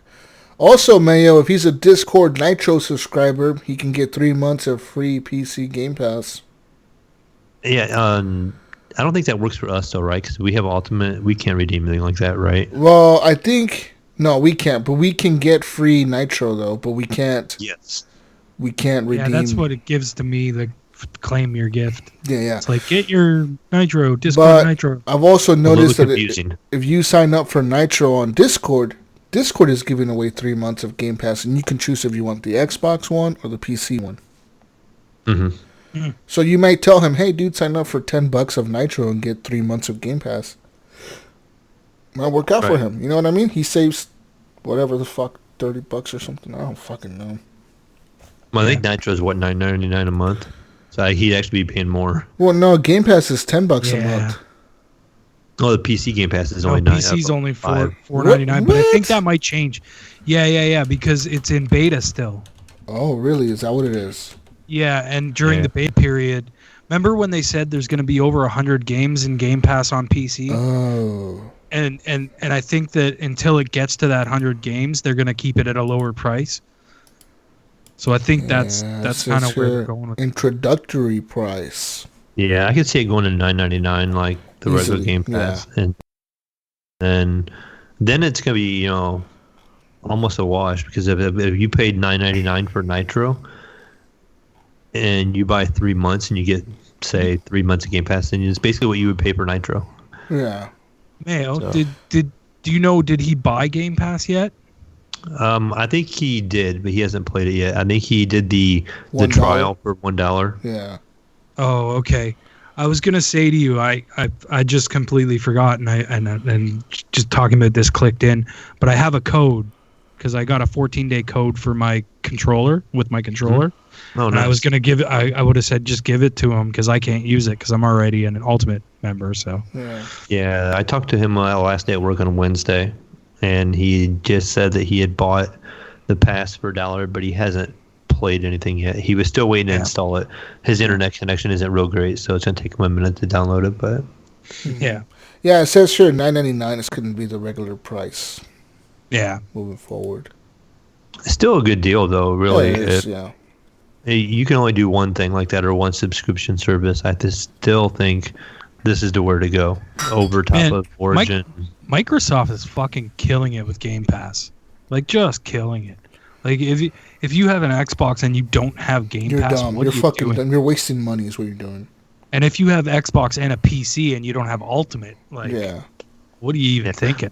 And two, I think, what was it? The Halo that's coming to PC. I think it's included in the pass, so I get it pretty much right away. So I'm That's excited. what Jesus was saying. Reach comes out on Game Pass PC, so next month. So and then on top of them killing it already, like you mentioned all those games that are coming in the future, and it's like, man, Game Pass is killer. Those are just games that were announced. Think about the ones they're going to announce next year at E3 again. You know what I mean? So Right. It's crazy, man. It's fucking nuts. You are really dumb if you haven't signed up for Game Pass. Do it, guys. Do it. It's well worth it. Definitely. Moving on to more news. John Carmack is now stepping back from Oculus to work on artificial intelligence. Uh-oh. That's right. It says here, John Carmack, who was recently announced as the recipient of the first ever Accenture VR Lifetime Achievement Award, has announced that he is now stepping back from VR development. He said in a Facebook post that this week he will be transitioning to consulting CTO at Oculus VR. Until now, he was a regular, everyday CTO. But, so he said, Carmack said that his previous efforts in game development, aerospace engineering, on top of everything else, VR has always afforded him some degree of line of sight to solutions. Now he wants to see what happens when he doesn't have that advantage. So who knows what the fuck he's moving on to? Moving on AI. Oh, that's what he said. AI. I wonder if this is going to hurt Oculus at all. He's going to join fucking VR. He's going to join Elon Musk and put chips in people's heads.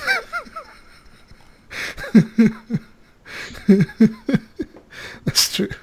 That's true. Yep. Well, good luck. It's going to end the world one day.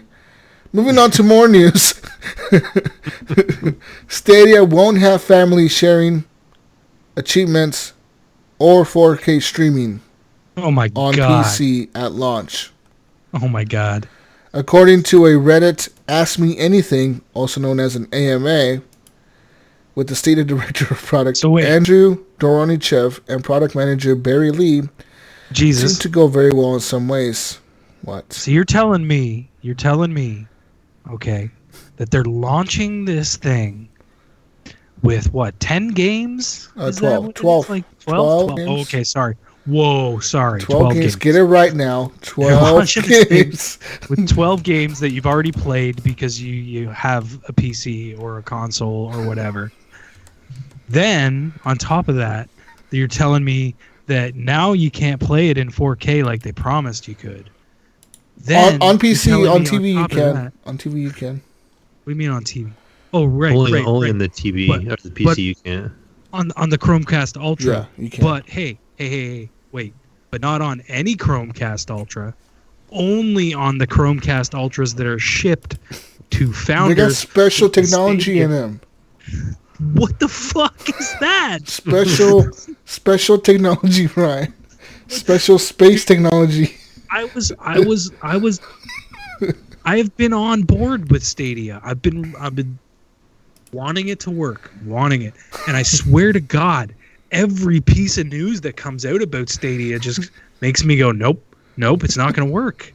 It's not going to work. Dude, I have the, you want to know, here's disappointment, okay? Here's the disappointment. Look at this.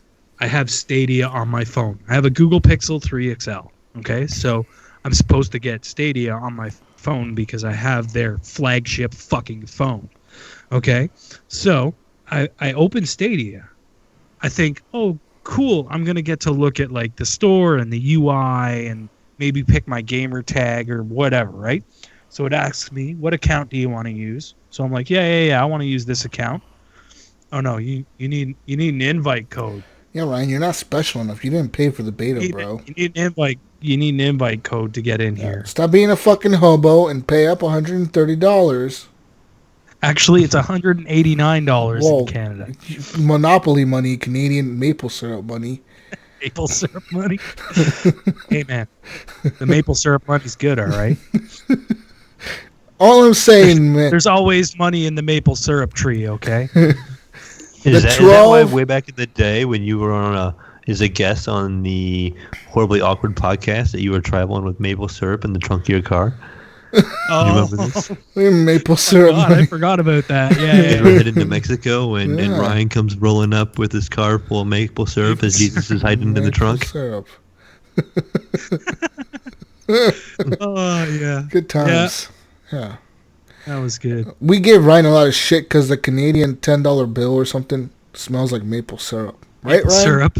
Yeah, it did. I think you should give him a lot of crap because he drinks bagged milk. Yeah, fucking bagged milk. Actually, I don't. Oh, sorry. sorry. Have bagged milk up here, okay, and it is superior. Oh. But because Kathy doesn't drink milk, I'm the only one that will drink milk. So I actually buy cartons because they're smaller. So how is bagged milk superior? Is it like completely fresh from the cow? Are you telling me that me living in Ohio can't get fresh milk here in farm country over your bagged milk? Stays fresher longer. Oh. Yeah. Is it the lack of sunlight getting to it? Is that what it is? Oh no, because they're clear bags. I remember when I was a kid, there's a milk company that brought milk, and they put them in. It was Smith's milk, and it was put in a yellow jug because it was supposed to block the UV rays. The UV ray. Yeah. It's fucking weird. Yeah. I mean, I get it. It's more of a gimmick than anything, but you know. But anyways, it's moving on. It happens. Bagged milk. Family sharing, for instance, will not be supported at launch. Duranichip said it's a, quote, high priority feature, but it won't be available until next year. In the meantime, if you want to play a game with your partner or child, you'll have to buy another copy. Wow. The Buddy Pass, which will enable Stadia Founders Edition owners to share their service with another person, also will not be available at launch. Although Google expects them to go out roughly 2 weeks after the Founder Editions bundles have shipped. This is a fucking flaming airplane like flying through the air, just like achievements, looking for a place to crash. Achievements also won't be fully complete in time for launch either. Games will apparently track relevant information, but quote, the platform UI for viewing your achievements and achievement notifications won't be in place until sometime after Stadia launches. Okay, wait. So when does xCloud launch? That's like next month or something, right? Next year, Didn't they announce that? I don't know. We'll talk about that in a bit here. Also, Ryan, it sounds like existing Chromecast Ultra devices won't actually be ready for Stadia when the service goes live. Says here, quote, on day one, you should use the Chromecast Ultra that came in your bundle. It has the latest firmware. We will be updating negative latency. We will be updating the existing CC Ultras over the air soon after launch, so you'll be able to use your Stadia controller to play on many TVs in your home. I'm sure someone's going to figure out how to hack into it and change the firmware before they even get this done. Says here, quote, on 11/19 we'll only be streaming 4K HDR 5.1 to the Chromecast Ultra. We know from the feedback the founders gave us that the 4K TV must be our top priority for launch. On day one, PC Chrome gameplay will not support 4K HDR or even 5.1 surround sound. But in the spirit of gradual rollout, we'll be adding support for 4K HDR and 5.1 on PCs in 2020. Is that what they're calling it? Gradual in the spirit of releasing software that is not ready yet. It's a dumpster Jesus fire. hit it right on the head last week when he said, this is a beta test that it is. The customers are paying $130 to partake in. Absolutely. So you did cancel yours, didn't you? I did, and like I said in the past, the reason is there's no games on it that I need, that I haven't played, or I can't. The only game I can't play on anything else is Guilt, and Guilt looks fucking stupid. and this is here's the thing. Yeah. I almost feel like Microsoft was into this first. Google is trying to beat Microsoft to market. They can't. Well, they can. They can, but they're doing it half-assed. But they're doing it really half-assedly. And I think Microsoft is going to come out and be like, boom, here's xCloud. It works with all your existing Microsoft purchases. It works with Game Pass. It works with, whatever. Like any game you've bought on Xbox or on PC through Microsoft stores will work on this device. Like, you're fucked. You're fucked, Google. You're fucked. Well, so listen, watching because I watched that Microsoft event the other day in London, the XO19. Yeah, I haven't watched it yet. And the xCloud is the thing they talked about. And they said the following. So they said this is coming to service for everyone next year in 2020. They said on top of it being like a streaming thing to your phone or whatever, to like iPhones and regular smartphones, they said they're bringing it to PC as well. So you're going to be able to stream games to a laptop, a Windows 10. As long as your computer is Windows 10, you can stream a game to it. Yep. On top of that, they said you can use any controller with it. So you can use a PS4 controller playing Gears of War. On top of all that, the killing blow on top of like buying a game and keeping it, and like if I buy a game on your Xbox or if I buy a game on PC on Windows Store, I can always play it through the xCloud. Also, if you buy a game on Xbox, you can play it on xCloud. On top of that, they said that the Game Pass library of games will be available to stream at launch. The entire library of Game Pass games. The entire library. Google is done. That's what I said. As soon as I saw that, I was like, they just killed Google. They fucking killed them. The one place I think you messed up, Jesus, was you sold your Xbox. So because say for instance, I know maybe you don't, and none of us probably do. We're probably close enough to servers that it's not that big of a deal. But you can you can use your Xbox as a server to stream from, and you don't pay for that. So you don't have to pay whatever the subscription is for xCloud to use, xCloud servers. Where if you have your own Xbox, you don't need to do that because you can do it. Although I'm sure you're not going to get as powerful, you know what I mean? You might not get 4K or whatever, Yeah, probably 1080p. Because you're streaming from your Xbox. It might be 1080. And it's going to depend on your internet connection and whether your Xbox is on. I'm sure they probably have some way to turn your Xbox on, like they do through the app or whatever, right? So, I don't know, man. I think I'm way more interested in xCloud having like 600 games that I can play, like a library of 600 games that I can play because I buy everything in their store, right? I'm with you, man. Or start fresh on fucking Stadia. There's no way I'm going to do that. As soon as they said that the Game Pass library is coming, that's the one thing everyone. That's the one thing everyone thought Stadia was going to be, and Stadia some sort of subscription. And Stadia is not that. Stadia is like a launcher, and where I think they really fucked up there is they haven't secured a library of games like that. And even if it was only like 20 games you can stream, it would have been enough to like launch right now with that.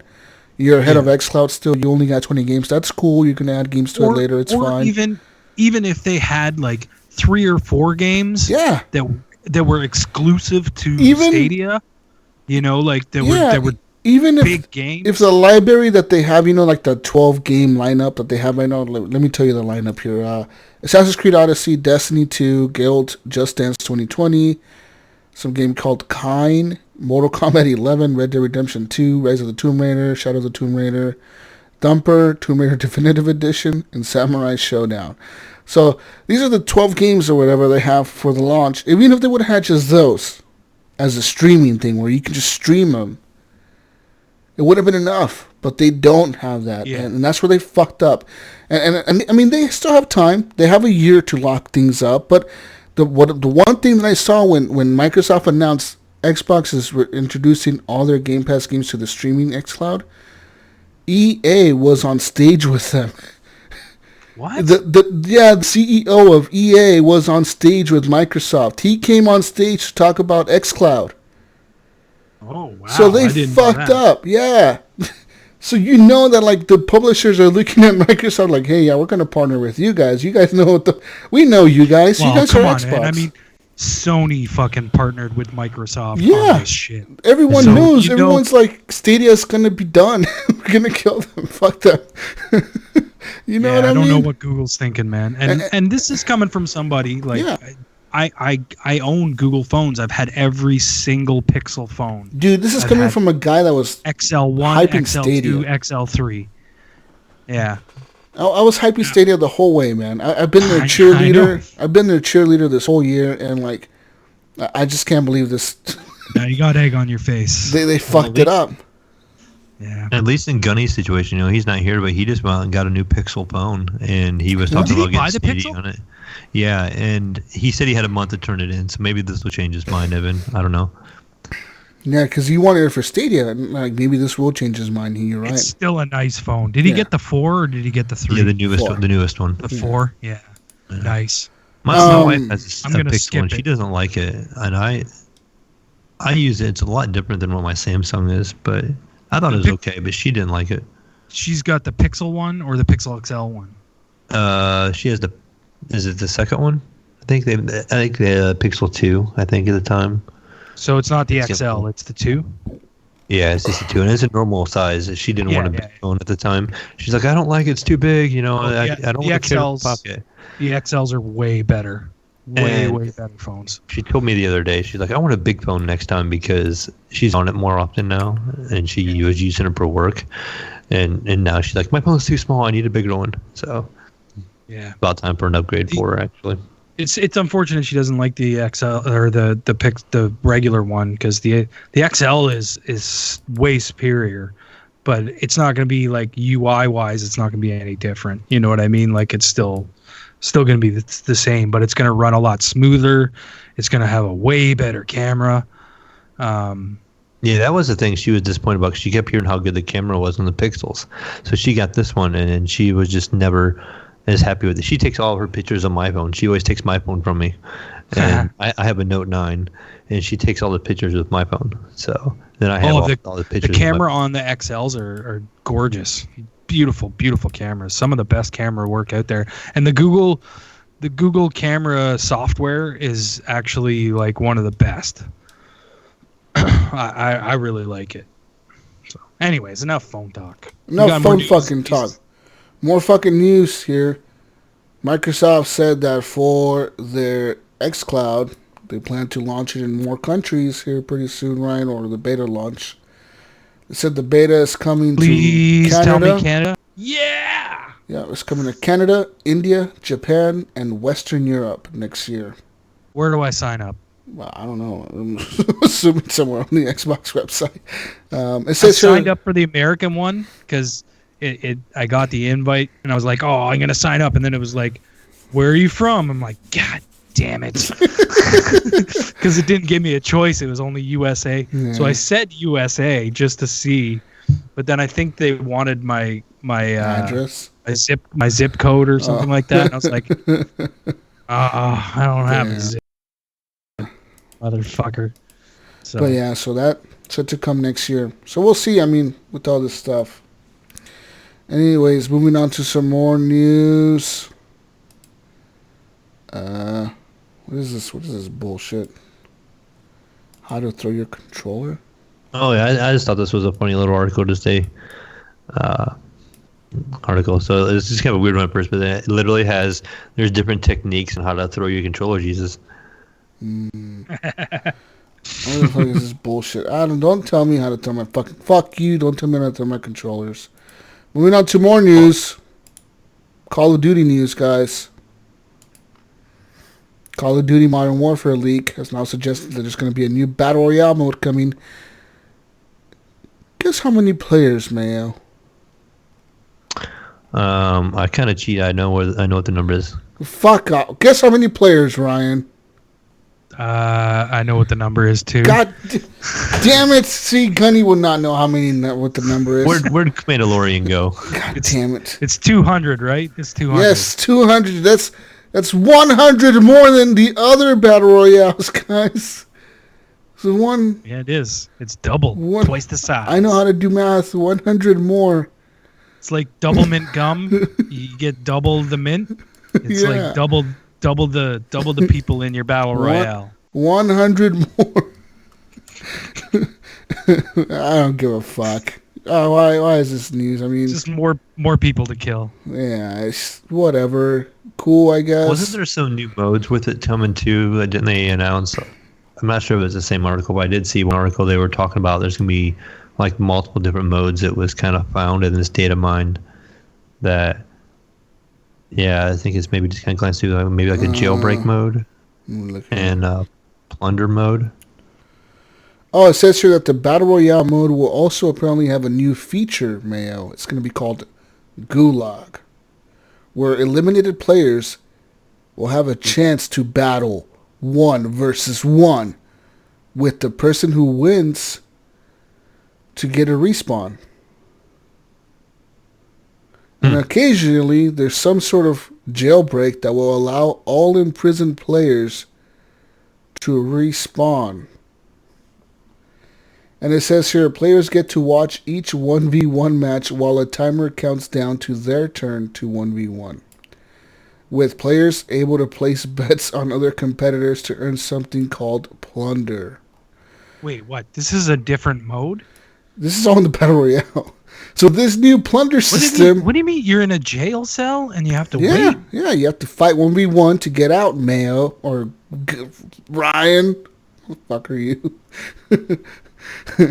This new plunder system, Ryan, will allow you to earn points by eliminating enemies and achieving mission goals. Once you get some plunder, you can convert it into the experience points at ATMs located around the map. The player with the most plunder at the end of the match gets recognized for having the most plunder. If you wander into a bank to deposit your plunder, an alarm will go off and will alert nearby players that you are depositing plunder. Also worth noting, while Blackout had missions that players could complete, they mostly involved surviving to a certain player count. Modern Warfare's Battle Royale system missions are a bit more involved and will apparently have you hunting down specific players, collecting scavenger crates, and capturing a domination points and other options. Outside of the Gulag, respawning has also been retooled. You can loot a respawn token, but you only ever get to respawn once. You can revive a teammate by dropping their body off at an ambulance with the respawn token, where they will be taken to the Gulag for their chance to come back. So say me and Ryan and Mayo are playing this shit, and Mayo dies, and we're like, fucking Mayo, you suck. Someone pick up. I have to be the one that's dead. Somebody pick up his body, and Ryan goes over and picks up the Mayo, and Ryan drags him over to an ambulance and throws him in there. I got you. All right, I'm glad. And Ryan tosses a coin to the ambulance driver, and the ambulance driver takes off. Mayo's going to go to the Gulag. Now Mayo is going to have to sit in there and wait for his chance to 1v1 his way out of it. Or... So then you got to 1v1 somebody, yeah. And then if you win, you respawn back into the Battle Royale? Yes, and we have to go pick him up. What the fuck? It says here so You're far... gonna do this with 200 fucking players? 200 fucking players. How long are these games gonna be? 3 hours, 10 days long. Fuck. You get to respawn once, though. They say only once. So I'm never gonna play this. Says here, so far, none of this information has been confirmed by Activision or Call of Duty team. Oh, this is all rumors. And it's unclear if it'll be a free mode or it will require a DLC purchase. So there you go. Mayo's new favorite mode. Yeah, no, thank you. Sounds very complicated, doesn't it? For like fucking battle royale, like yeah, that's crazy. Gulag and fucking. But he's got to go eat goulash. I don't know what's going on here. If they ever release it or once it comes out, we'll just wait a week and see how Fortnite does it. Yeah, Fortnite will do it better. Fortnite will copy How it's it. supposed to be done then. Moving on to the last piece of news I have. So, pretty much, this is the last piece of news I have for you guys. This is for Mayo for Red Dead Redemption 2 on PC. All right, skip this. It says here, Mayo, that the CPU required for Red Dead Redemption 2 to get great frame rates needs to be a 6-core chip or better, Mayo. Better. They said if you have a quad core, it's pretty much going to run like shit. It's going to run like, don't even try it, they said. Don't even fucking try it. That's all I have. Okay. What right. What do you want me to say? I mean, that's what I have. All right. So what do you have, Mayo? Do you have a 6-core chip? No, I think mine's only 4-core with hyperthreading, which it simulates 8. So. Oh no, Mayo! Oh no! Just don't even run it, Mayo. Don't even run it. I mean, yours is pretty much the same way. It's gonna simulate don't each even core. Don't even try. Virtual core. Jesus, you guys got to stop playing Red Dead. Both of you. Stop. Just stop it. Just stop. Don't even try anymore. Well, from what you were telling me earlier today, if I can run it at really low FPS, my meters won't drain as fast, so I'll be good. Yeah, that's some other bullshit that the game is tied to like the engine or something. The FPS is tied to the engine, and it fucking somehow is draining people's cores faster, like their health and shit and their stamina, based on. I saw you talking about that earlier, and I was like, "Holy shit!" Based on how fast their frame rate goes or whatever, like it's fucking nuts. I don't know what they did with that game, but I mean, it looks beautiful. We'll give him that.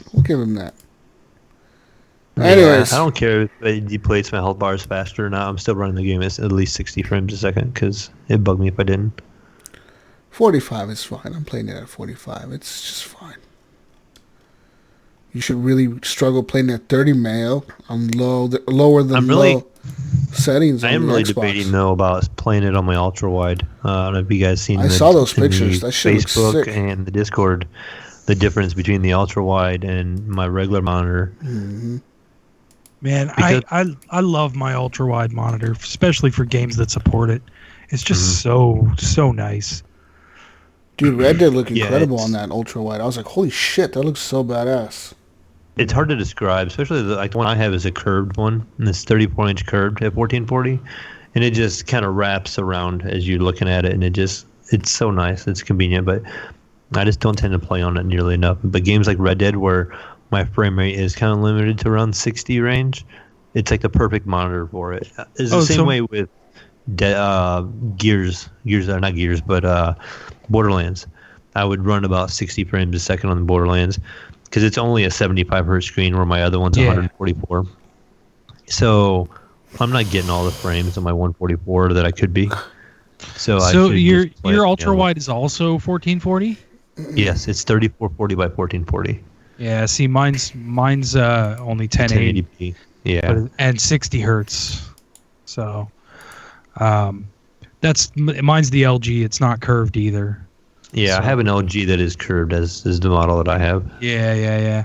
That's the one I wanted, but it was really expensive when I bought the one I bought. So yeah, the reason I bought mine is actually I went into the store to buy when I built my PC, and I was gonna get a 1080 graphics card, and they were at the time they were really hard to come by because they were newly announced. I think it was like a month after they were announced because everyone was bit mining. Yeah, everybody was buying them, and they only had 1070s available, and so it ended up being a couple hundred less for a 1070. So I had extra money laying around, and I just happened to go look at monitors. I didn't even plan on buying a monitor at the time. And the Micro Center store that I'm at has probably 100 different monitors on display. And sure enough, that's like right back in the center, showing off, this big ultra wide at the time. And I couldn't believe they had like a slideshow showing, and it just looked absolutely amazing. And I'm like, I'm just buying that instead, So I went ahead and bought that instead of the 1080 graphics card I wish I could have gotten at the time, but they didn't have. But I like it. But I did pay way too much at the time. I think I paid $1,200 for it when it first came out. Yeah. I saw that monitor now for like $698 up here. I was like, oh yeah. I think they go around $600 now. Yeah, but I mean, if you don't use it, Mayo, you could always pack it up and ship it to me if you want. Yeah, Mayo. But then I'd have to pay like $15, $50 million to fucking ship the thing to Canada. Fucking taxes and shit. Just say taxes are going to be paid by the person receiving it. That's all you got to say. I'll just drive it up to you. It might be cheaper. Probably. What did you just put in the chat here, Mayo? What the fuck is this? Oh, man? No, that's the recording. It cuts off our recording after 3 hours. Oh. And it gives you a link, so yeah. I thought you went back and cut out a clip of me saying something. Nope. That's just the recording of the first 3 hours of the show. All right, boys. Well, I think that we've reached the time where it's community question time. Let's get to the fucking questions. Because let's do this. Well, where's Gunny at? We don't have Gunny here to read them. Oh, jeez. Oh, no. Fuck. I don't even think I have a link to the notes anymore. Is it still the same notes, Jesus? Yeah. Yeah. On They're not in the notes, actually. I'm just going to read them off the Facebook page. Oh, okay. Alan maybe has a question for Majo. Says, question for Majo. Like your new name, man. For a question for Majo. Hopefully Jesus is gone by this time. But Mr. Majo, have you had a chance to play Paladins or Realm Royale?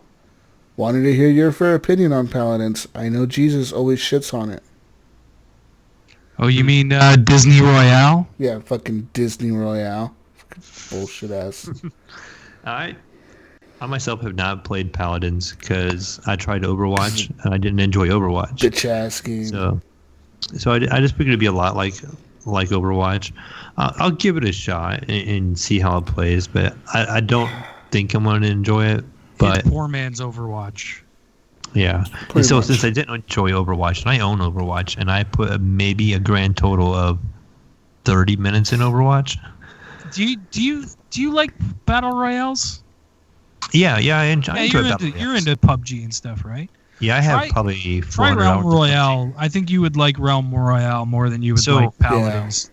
Yeah. I had played Realm Royale when it first came out. That was a little bit after PUBG had first came out, and I actually created a Realm Royale account. And early on, it was when you had the little mountain. You could call it, and it was a horse, and you could run around, and you go from place to place. You could travel a little faster. And we played it a little bit, but we were so hooked on PUBG at the time. Yeah. As I didn't really come back to Realm Royale. My youngest son, who is a big Fortnite player, he tried it out and he thought it was okay, but he just went back to Fortnite. He enjoyed Fortnite too much to it. He looked at it as the poor man's Fortnite, even though Fortnite's free. He looked at it as the poor man's version of Fortnite. Yeah. I did like some of the concepts where you can go and forge a weapon, and it makes the smoke come out, and you let everybody know you're there, and yeah, that aspect I like. I'm just not a fan of the real cartoony gameplay. I don't mind it, and I don't really hold anything against it, but it never really draws me in completely. I'll play it if people people ask me to play, or a game like that would be a game with a community. A couple guys want me to play it, and I can get in with a group and have friends play it and run as a squad. Well, you should get together with Alan then, because yeah. So I would say, Alan, hit me up. I'll install it on Steam. And Schneider and a couple. I have it in my library already, so I can join up with you guys, and I think it would be a lot more fun playing with some people that I know that are playing it or whatever, than to try to just do a solo queue and try to go through that game by myself, and learn it and play it and stuff. I think I'd have more fun just kind of. Don't waste your time. Yeah, having some people shooting the shit with. I mean, I think that's why I did more in PUBG. I think I had a hard time in PUBG because I would get in and it would be quiet, and we'd be just kind of chit-chatting away the whole time we're playing PUBG until we got into an engagement or until one of us got sniped, and then it was on. We were all talking about who we were trying to kill and stuff, but, PUBG has that downtime in it where you're just going along and the game's super quiet, and then the next thing you know, you're getting shot and you're reacting. Yeah, so Alan, hit me up, message me on Facebook. I know we're on Facebook friends now, so hit me up on there, and we'll arrange some kind of a time we can get on and play some Realm Royale together. By the way, GFNG, we still have a pinball challenge that you guys have to settle up on here. It's so fucked. Come on, guys. You guys pick the table. You guys are fucked. Any table you pick, it's like me on Call of Duty. Any map you pick, you're gonna get fucking wrecked. Good luck, guys. Poor GFNG. They just keep losing. I'm sorry, guys. I just figured they won't give up, so I might as well whoop their asses. In the spirit of the holidays. Fuck you, G. Fuck you. I can't even do it. No, fuck you. Anyways, Jonathan Hall, speaking of GFNG, he has a question. He says, "Hi, HGP. I just got back from vacation, and it got me thinking. Would you rather get accidentally killed while at work or while on vacation? Cheers." This is an easy one. Yeah. I think I'd rather get killed at work, personally. Yeah. I mean, I'm having a good time on vacation. Why do I want to die? Yeah, that's true. You don't want to die when you're having a good time. That's true. You want the workday to end. Kill me at work. Fuck it. Life. Fucking thing falls on my head and kills me. Big deal. It's all over, right? Yeah. It doesn't matter anymore. I don't have to work anymore. I guess, but you can look at it too as, do you want your last memory of being on vacation or being at work? That's true. Yeah, I guess so. Yeah. But the thing is maybe you were on vacation and you died by falling off a roller coaster. No, but what do you die falling off a roller coaster or something? That would be bad. That'd be scary as shit. That'd be so scary for your last last moment of death is you falling off of a roller coaster. That'd be so fucking scary. You're like, oh hanging shit, upside down and the fucking restraints just let go. Yeah, just let go, just like loose, like zoom. It's like, can you imagine? That's like your fear on a roller coaster, right? Like this shit's gonna come loose, and it happens. Can you imagine the realization of what you're thinking when it actually happens? You're like, holy shit, it really happened this time. It really just happened, splat. It really did it this time. What the fuck? As you slow motion fall to your death. Yeah, just holy shit, that time it really happened, guys. Fuck. That'd be fucked up. Well, at least my family's going to have some money from this. This would happen. My mom always said. Oh, shit. I knew I was a little too short for this ride. Fuck. It really happened. Oh, shit. Oh, fuck. So Mayo wants to get killed on a vacation. Accidentally killed. Moving on now.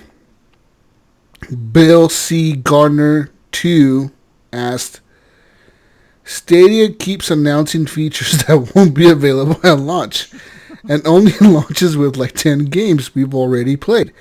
You have one chance for a first impression, and it's probably going to be torn apart on reviews. That's the truth.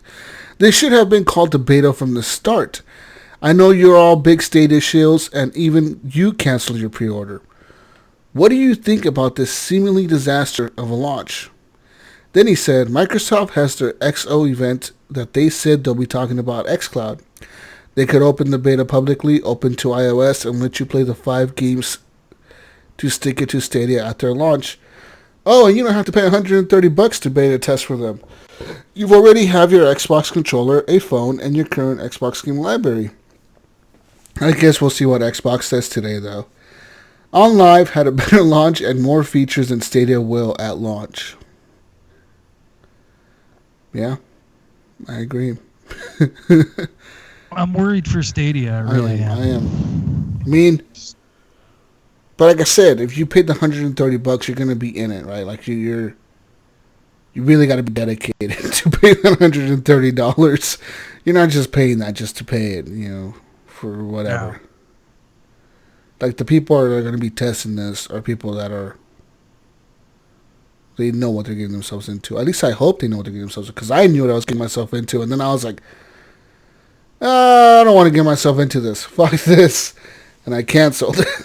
So, yeah, I don't know. Hopefully Evan Tanaka, I don't know what he did there. He said that he pre-ordered, and that's the last time I talked to him. He randomly messaged me one day, too. He's like, I'm pre-ordering Jesus. I'm like, what the fuck? I'm like, I even told him not to. I'm like, you probably shouldn't. He's like, no, yeah, I'm going to pre-order right now. I was like, okay, Evan. Okay. And then the next week, you're like, fuck it. And literally the next show, I canceled my pre-order. He's probably like, what the fuck? So Evan Tanaka will be our correspondent on Stadia. Yeah, our HGP correspondent. He'll be on the ground floor of Stadia launch, telling us all the things going on with it. Let's sit here. Ryan Gibson asked, how do each of you like your eggs prepared? I like mine over easy. Sometimes scrambled. Yeah. Sometimes. I prefer a scramble, but I can go sunny side up every once in a while if I got some toast. I like omelets with cheese. They gotta have cheese though. Yeah. Okay, this is like a elaborate answer, Ryan, but here's what you want to do, okay? You take like a red pepper or like a green pepper and you cut it into slices, okay? So then you take that pepper and you lay it down in your pan, and you crack an egg and you put an egg, and it kind of becomes like a cookie cutter, like a cutout for your egg.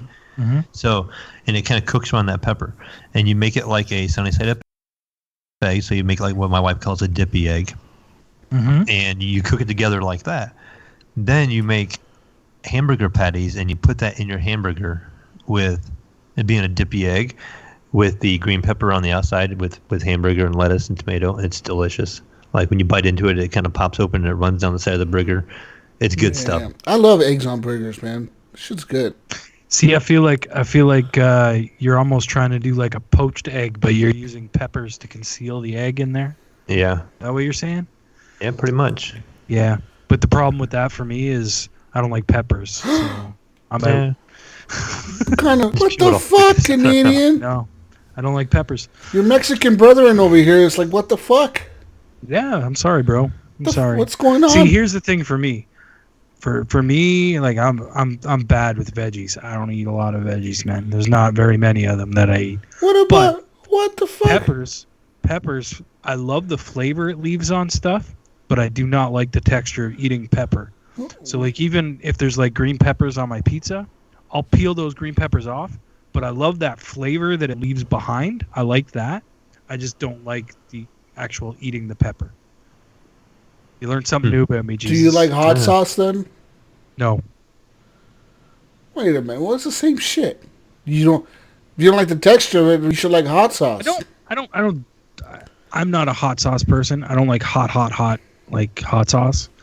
If I like, I'll get like a mild hot sauce or something like that on my wings. God yeah, damn. I'm not into it. Yeah, have you ever had like a burger with just a sunny side up egg on top of it or anything like that?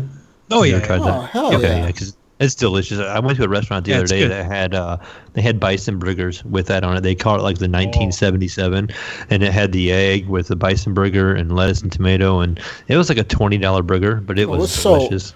Sounds good, man. Like like I said, I always loved eggs on burgers, man. They just taste good. You know what I mean? Mayo, you want to try something really weird? Put peanut butter and bacon on a burger. I know. You get the fuck out of here with that. Oh man, That does sound a little weird. So good. It sounds gross, and then you take a bite, and it actually it goes together. It really does. The two flavors really go together. You fucking weirdo. I don't know. I'll try it sometime. Say that. Try it. I'm not opposed. Do you have what the hell is that place called? The Burger Company or something? I don't know if it's Canadian or not, but they do it's called Skater Boy, and it has it's peanut butter and bacon on a burger, and cheese, and it's so good. So good. That, and I had a mac and cheese burger, and that was really good too. Next question. All right. From Shiloh Jocelyn. What's your greatest fear? What's mine, you ask? Mine is dying surrounded by loved ones with full bowels and a bladder. They're all crying and whatnot because I was such an incredible person, and then suddenly, laying there dead, I shit myself in front of everybody. And that's the last memory they have of me. Well, shit. I mean, that's pretty fucking specific for a greatest fear. You know what I mean? That's like very specific. It's very specific to a certain situation there, Shiloh. I mean, I guess my answer would be like my greatest fear right now would be something happening to Olivia. Oh, yeah. You know what I mean? That's got to be my greatest fear right now. And I thank God every day that everything has gone really well with her and that she's healthy and that, you know. So I think that would probably be my greatest fear. Yeah. Yeah, I'm right there with you because it's just unnatural, you know, to outlive your kids or anything like that, and it just be a horrible situation to be put in. Yeah, definitely. Other than that, I'll break it up, then I'll get all fucking serious with my kid. I have a fear of the ocean. Do you really? I'm telling you, man, I will not get on a fucking boat. You cannot get me on a boat. Like not even on a lake? Nope. I hate just water in general? big bodies of water. Not little bodies of water. Big bodies of water. You'll swim in a swimming pool? Do you swim, Jesus? Yeah, I don't really swim much, but I'll get in the swimming pool. Yeah. I don't get in... On a nice hot day, you get in a swimming pool. Yeah, but I won't get in like a huge river or a huge lake. So you wouldn't go whitewater rafting? Fuck no. Fuck no. What in the fuck? Don't think I want to die, busting my head open upside down in a kayak. I don't want to die. That's how you're going to die on vacation. Well, I guess if Jesus ever comes to Ohio, I guess I'm not going to take him canoeing. Don't take me canoeing. Jesus, we're going to go to the ocean in a canoe. No rapids. I'll buy some water rapids. Ohio doesn't, there's no ocean. Yeah, we do have Lake Erie by us, so that's big enough. That's pretty, it's probably big as fuck. Yeah, so fuck all that shit. Lake Erie is pretty big. Yeah, nope. I have a fear of bodies of water, man. Because think about the ocean, how big it is, and like have you seen a whale? Have you seen videos of whales? Those things are fucking huge, dude. Yeah, but they're in the ocean. They're like a little thing in the ocean. There's things that are bigger than those things in the ocean. Yeah, but they're way the fuck out there in the middle of the ocean. They ain't coming for you. The motherfucker's coming for you. You just don't know it yet. I swam in the ocean. I swam in the ocean when I was in Mexico. Yeah, well, you're lucky. They saw your white skin. They're like, oh, it's not a local. I can't eat him. He's not a local. Reflected off. He had maple syrup kind of like emitting from his body, so they stayed away. You're fucking full of radiation or something. Like, that's a Canadian. That guy's way too bright. I can't eat him. He's like eating a fish stick. He smells like maple syrup and he glows. I mean, that's what I was saying. Fuck the ocean, man. You know what I mean? You couldn't get me in a submarine. I didn't know you. way. I didn't know that about you, Jesus. So you'd never be a Marine, that's for sure. Nope. I would never be in the Navy. I'd never be a Marine. I would never get in a submarine. Nope. No. I would fly over the ocean, though. Because, I mean, the odds of, like if I'm flying over the ocean and the plane crashes in the ocean, I'm probably going to die on impact. So that doesn't really matter much. I'm down to fly over the ocean. But I'm not down to be on a boat. Fucking boat starts sinking, dude. I'm punching everyone to get on the life raft. I don't give a fuck. You got a kid with you, I'm punching you in the face. Women and children first. I'm punching your kids, your women, your children. I'm punching everybody to get on that life raft. Anyways, let's move on now. James Fisher, one of our newest community members this week. He is Jimmy the Fish. We played Battlefield with him. Me and Brink did back in the day. Thanks for joining, James. He asked, yes. Could I please have $1 for every time Jesus says, woo, or motherfucker you? I fancy an early retirement. Yeah, sorry, Jimmy. Only if, huh? You and your motherfucker you. Motherfucker you. Motherfucker you. You motherfucker you.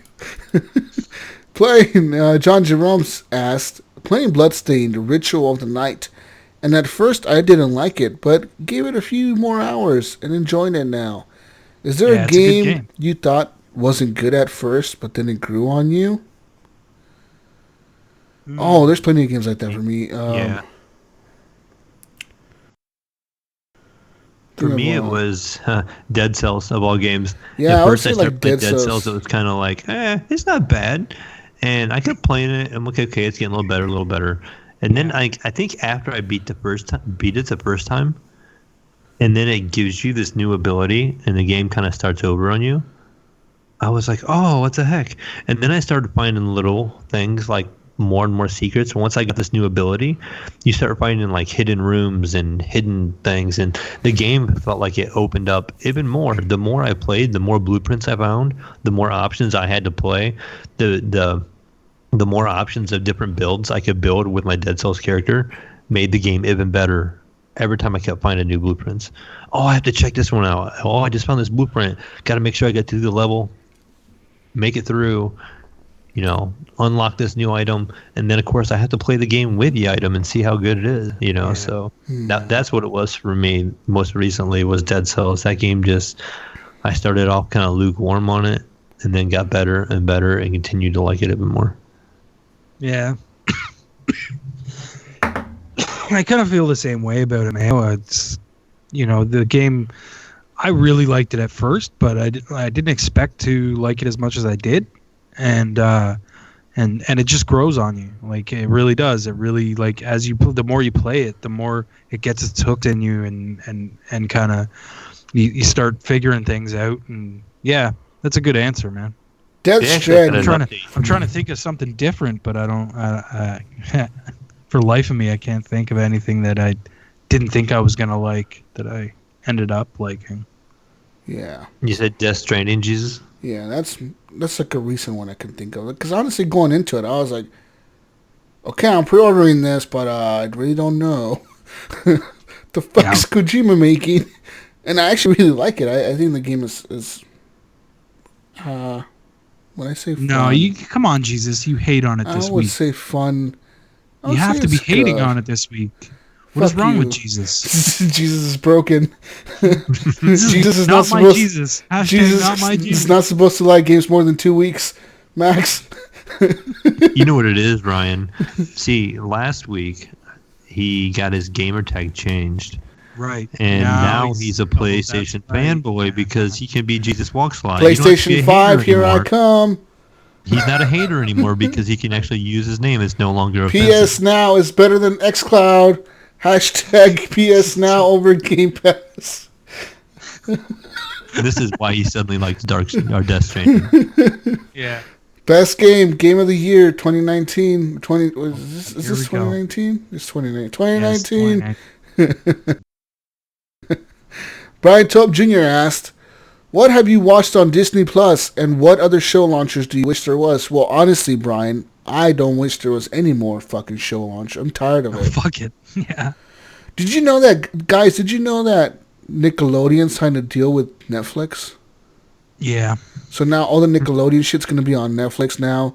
They're gonna pull it from Amazon Prime, and then Cartoon Network, out of all things, Cartoon fucking Network signed a deal with HBO, and they're gonna be on that new HBO subscription thing. HBO Max. Well, that's weird because HBO already has a subscription. I already pay that, but they're gonna have another one. What the fuck? No, this is like it's like HBO Go is going to get rebranded as HBO Max. Oh, is that what it is? Like okay. Yeah. Okay. It's not. They're not going to increase the price. Bigger thing. Okay. Hopefully they don't increase the price and like make it a tier thing. Yeah. But I did get Disney Plus, and I watched The Mandalorian, which was good. It was the one episode that came up was pretty good. Have you seen the second episode yet? Oh, is it out? Yeah. Yes, it came out yesterday, I believe. Oh, did it? Okay, no, I haven't seen it yet. Hashtag Baby Yoda. Oh, hey, don't spoil it. I'm not spoiling Shay. You gotta watch it. You've seen at the end of the first one. Yeah. It was cute as fuck, though. It was. Even Kathy looked at me and was like, "Oh my god, what is that so thing? Cute. I want that fucking thing." You know why? I told my wife the same exact thing. We're gonna see that thing in a month. Yeah. In all the Disney stores, it's gonna be online. Baby Yoda. Buy your plush Hashtag Baby Yoda. Hatch your own Baby Yoda with this brand new toy. We put him in an egg. Hatchimal Baby Yoda edition. Oh god, dude, I fucking hate the those Christmas. things. It's gonna be the big thing this Christmas. Hatchimal Baby Yoda. That would be a cool fucking toy, though. People would want it, I think. Hatchimal Baby Yoda. You better copyright that. Copyright. Get a patent on that shit. This is why we're on a podcast. We come up with all these good ideas. Then people steal them from we us. just let everybody steal them, and then we're still sitting here doing the show, and everybody's taking our ideas and running with them. Yeah. We're just sitting on them. Hatchimal Baby Yodas. Woo! Anyways, but yeah, I watched that actually last night. Me and my kid watched Toy Story because she's never seen the first one. Somehow she's seen the other 2 or 3, but she never saw the first one. Oh, really? So it was funny watching her see the first one, and she was like, "Wait a minute, where's Buzz Lightyear?" Like we realized, like, "Oh, Buzz Lightyear comes in on the birthday present," and she's like, "Whoa, okay." And it was funny seeing her tie all those things together because she's always known Buzz Lightyear and all that shit. But yeah. But yeah, as far as other stuff on there that I've watched, what else I started watching that Jeff Goldblum show. Oh yeah, I haven't seen that yet. I was watching it. I thought it was kind of cool at first because he's talking about, it's like Jeff Goldblum explores the world or some shit. He's talking about sneakers and how companies are making sneakers, and he comes to Portland, Oregon for. He goes to the Adidas factory because they have the headquarters of Adidas is in Portland, and then Nike's in Beaverton right over here. But he goes to he's like, we're at Adidas in Portland, Oregon. I was like, ugh. Like, I just wanted to shut it off right there. You know, the way he said Oregon wasn't right. Like, he said Oregon. Like, what the fuck, dude? What the Your producer did not tell you how to pronounce Oregon correctly? Like, what the fuck, Jeff? What? That just, it literally disgusted me. I had to pause the show and, like, I turned it off. I actually did not finish watching it. It's disgusting. That is wrong. Wow. Okay. You do not say Oregon incorrectly, motherfucker, you. I'm going to always remember it's Oregon, not Oregon. It's not Oregon, not Oregon. It's Oregon. Just Oregon. That's it. Like oregano, but like just take the N-O out. Like Oregon. Not Oregon. Don't say Oregon. All right? Oregon. Now I'm never gonna be able to say the name of your town because I'm always gonna think I'm gonna say it wrong, and then you're gonna hate me and turn off my TV show. I mean, all the listeners that are from this state, you know, like Bill Garner, Shiloh, Eric, even Pinpoint Red, they're all gonna tell you I'm correct. It's not Oregon. It's Oregon. That's all I'm saying. You fucked up, no, Jeff. I'm not doing it. Jeff Goldblum doesn't know how to say Oregon. All right. But it was a cool show. Most of the other stuff I've watched on Disney Plus has been stuff with Olivia, so it's been like old Disney movies like The Little Mermaid and stuff like that, stuff that I could throw on. And it was funny too because we were watching The Little Mermaid, and every single time Ariel sings, as soon as she starts singing, doesn't matter what Olivia's doing, she might be playing with a toy on the ground. Her head cocks around and looks at the screen and watches Ariel sing. Nice. It was insane. Like I was just like watching her, and she would just to What's the TV. What's the cartoon your kid is into, or like the show that your kid is into?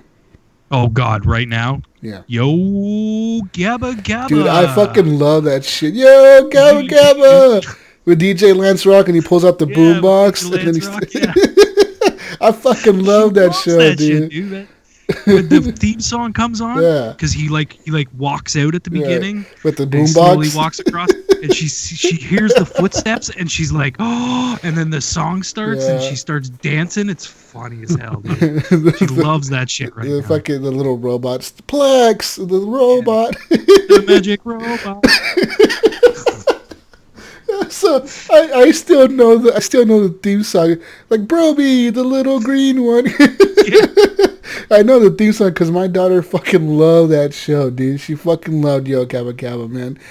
And it's cool because it's like it's a fun show to watch because it's all music and shit. You know what I mean? It's a pretty fun show to watch. And there's lots of artists on there that you know. I saw one with Weezer on there the other day, and I think they have one with Bismarcky. Yeah, I saw Mixed Master Mike on there, and like they have all kinds of different people on there, and it's you know what, it's tolerable because like some of those kids shows are not tolerable at all. Like what was like, that one, God. the Wiggles or whatever the fuck? I could not stand the Wiggles. I hated that that shit. huge fake smile all the time. Yeah, who were the Wiggles? Like fuck, My you oldest guys. son used to watch Barney, and I remember like he would take a nap during the morning, mid afternoon. That's the only he had a Barney movie he would watch, shit. and that thing he would watch it every day, every nap. I'm not gonna lie, I was a Barney kid growing up. Like all the Barney movies. I was like 4 years. I fucking loved Barney as a little. There's even a picture of me like at 2 or 3 years old with like a Barney birthday cake. So I fucking loved Barney, dude. I was a Barney kid. Dude, like, I love you. You love me. Love me. We're a perfect family. Yeah, fucking Barney. Anyways, yeah. Where are we going with this? Oh, what's the next question? Brian Tobe Jr. says, going to see Jurassic World alive this weekend. What movie would you like to see in real life? Well, I will say that I have seen Evil Dead the musical, and that was fucking awesome. Okay. What movie would I like to? That's a I don't weird know, one. man. Because you don't want to see an action movie alive, like in real life, with No. a bunch of explosions and shootings and shit going on. What the fuck? You know what I mean? Like a fucking high-speed It's chase too hard going of on. a Yeah. production That's way too much. to do an on-stage production. I think Jurassic Park is kind of a perfect movie, or like Jumanji, maybe. Not even that would be hard. Yeah, I don't know. I think Jurassic Park is the perfect one. You put dinosaurs in cages. Yeah. I'm trying to think. Yeah. What would be cool? I don't know. The Matrix? The Matrix, the musical? The Matrix, the music. You transport you into the Matrix? I don't fucking know. Yeah, I don't know. That's weird. Moving on to next question here by Eric Lazy. I don't know how to fucking say your last name, dude. He says, can I be on the show? That's pipe dream. Can he be on the show, Mayo? I messaged him back, and so I told him we'd try to work out some time to get him on. Okay. There's your answer. I told him to talk to you guys. Yeah, and I had seen it like shortly after, and I had talked to him the day before, actually, and I'm surprised he didn't say anything then. But I was actually in voice chat with him, and nothing was said. But yeah, definitely we'll find some time to work him in. Jonathan Arcelo, will Jesus and Mayo ever beat a game before playing a new game? Unlike Gunny, who actually beats the games he buys before moving on. Does he, though? I think you're full of shit. I haven't seen Gunny beat anything. I think Gunny acts like he beats him. You know what? Gunny never brings him back up. That's why you think he beats him, but he never brings him back up.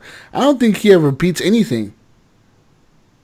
Oh, did he beat the Call of Duty campaign yet? I bet he hasn't. I bet I know I have. I'm pretty sure the Mayo has. You haven't? I haven't. All right. How about let's take a tally here. How many people have beat the Division? I beat Division 2. Did you beat Division 2, Mayo? All right. Yes, I beat all the Division. All right, we did that. I did not play the Division. I beat the Madden 2020 campaign. Oh, fuck off. It's 2 games. I also beat Call of Duty. What's up now? Yeah. Gears 5. I beat PUBG once. I got to win one time on PUBG. Gears 5. I beat Gears 5. Has Gunny even beat Gears 5? I bet he hasn't. So, fuck you, Jonathan, coming at me with that bullshit like Gunny beats games. Gunny beats nothing. The reason Gunny fucking never brings the games back up. He only brings them up once so people don't question them.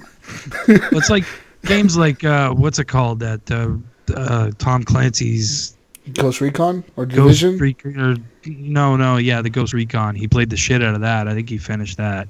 I don't know if he played Breakpoint. I don't think he did. 1 game. 3 years. I don't think he's beaten Borderlands. Yeah. What the fuck? Fuck you, Gunny, you motherfucker, you. Paid. Gunny, he likes to indulge in different games. A little at a time. And Jonathan Hall asked, is there a Star Wars movie that gets those bro tears flowing?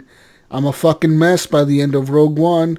Also, whatever Mayo answers, make him stream that viewing so we can see those sweet, sweet money-making tears. Also, have y'all watched The Mandalorian yet? Yes. And he says, quote, I am one with the Force and the Force is with me. He's crying. I don't get upset by any kind of Star Wars movie. Yeah, neither have I. don't think I've ever cried for a Star Wars movie. Yeah, me either. Jonathan has to be like Star Wars is not the thing that's going to make me cry. Jonathan's real sensitive, guys. Leave him alone. I will say stay off the estrogen pills. I will say This Is Us has made me cry a few times. This Is Us? Yeah. That show will make you cry. Damn. Star Wars, not so much. Fucking Jonathan Hall puts on the Jar Jar Binks movies crying right away. Jar Jar Binks. Why don't they love him? I love you, Jar Jar. Fucking GF&G is the Jar Jar Binks in the Star Wars universe.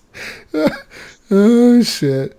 Sorry, GF&G. You mean GF&G is the Jar Jar Binks in the HGP universe? That's right. Fuck you, motherfuckers. Oh, fuck. Jonathan Hall's crying again, guys. Leave him alone. He has feelings. Anyways. Sorry, Jonathan. Moving on to the Discord. Discord questions. You can leave questions in the Discord. We have a Discord server. People join it. There is a link in your show notes, as well as it's posted randomly throughout certain times of the week in our Facebook page as well. So go check it out. Anyways, Pork Chapu asked, what's going on with Ghost of Tsushima? It's been silent for a while. Yeah, it has. Will it be a PS5 launch title? Yeah, I don't know what happened to that game.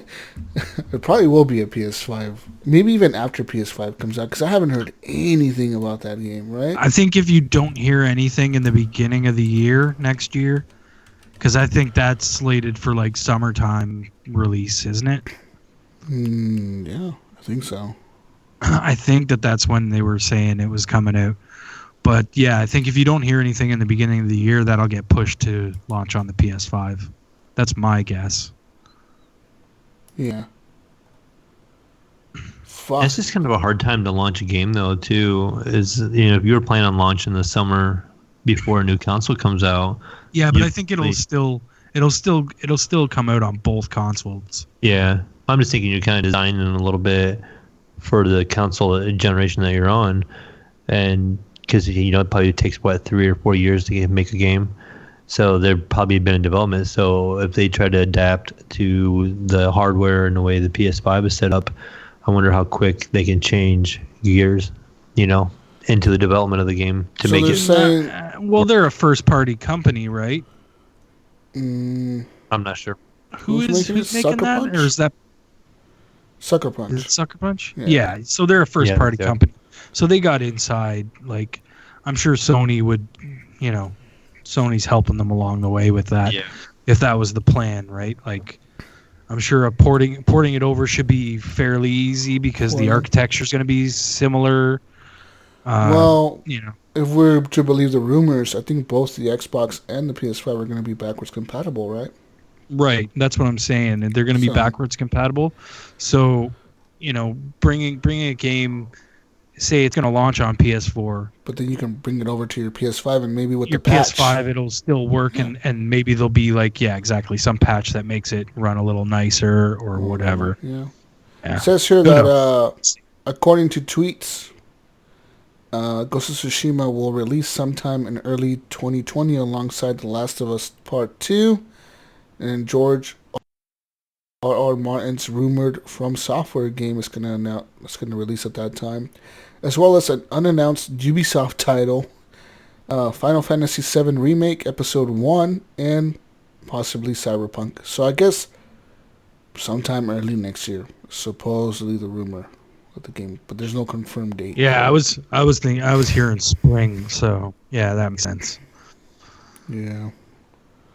That's crazy. Anyways, moving on to more questions. Nipron over on the Discord asked, with the year almost coming to a close, which games do you guys think will be contenders for Game of the Year?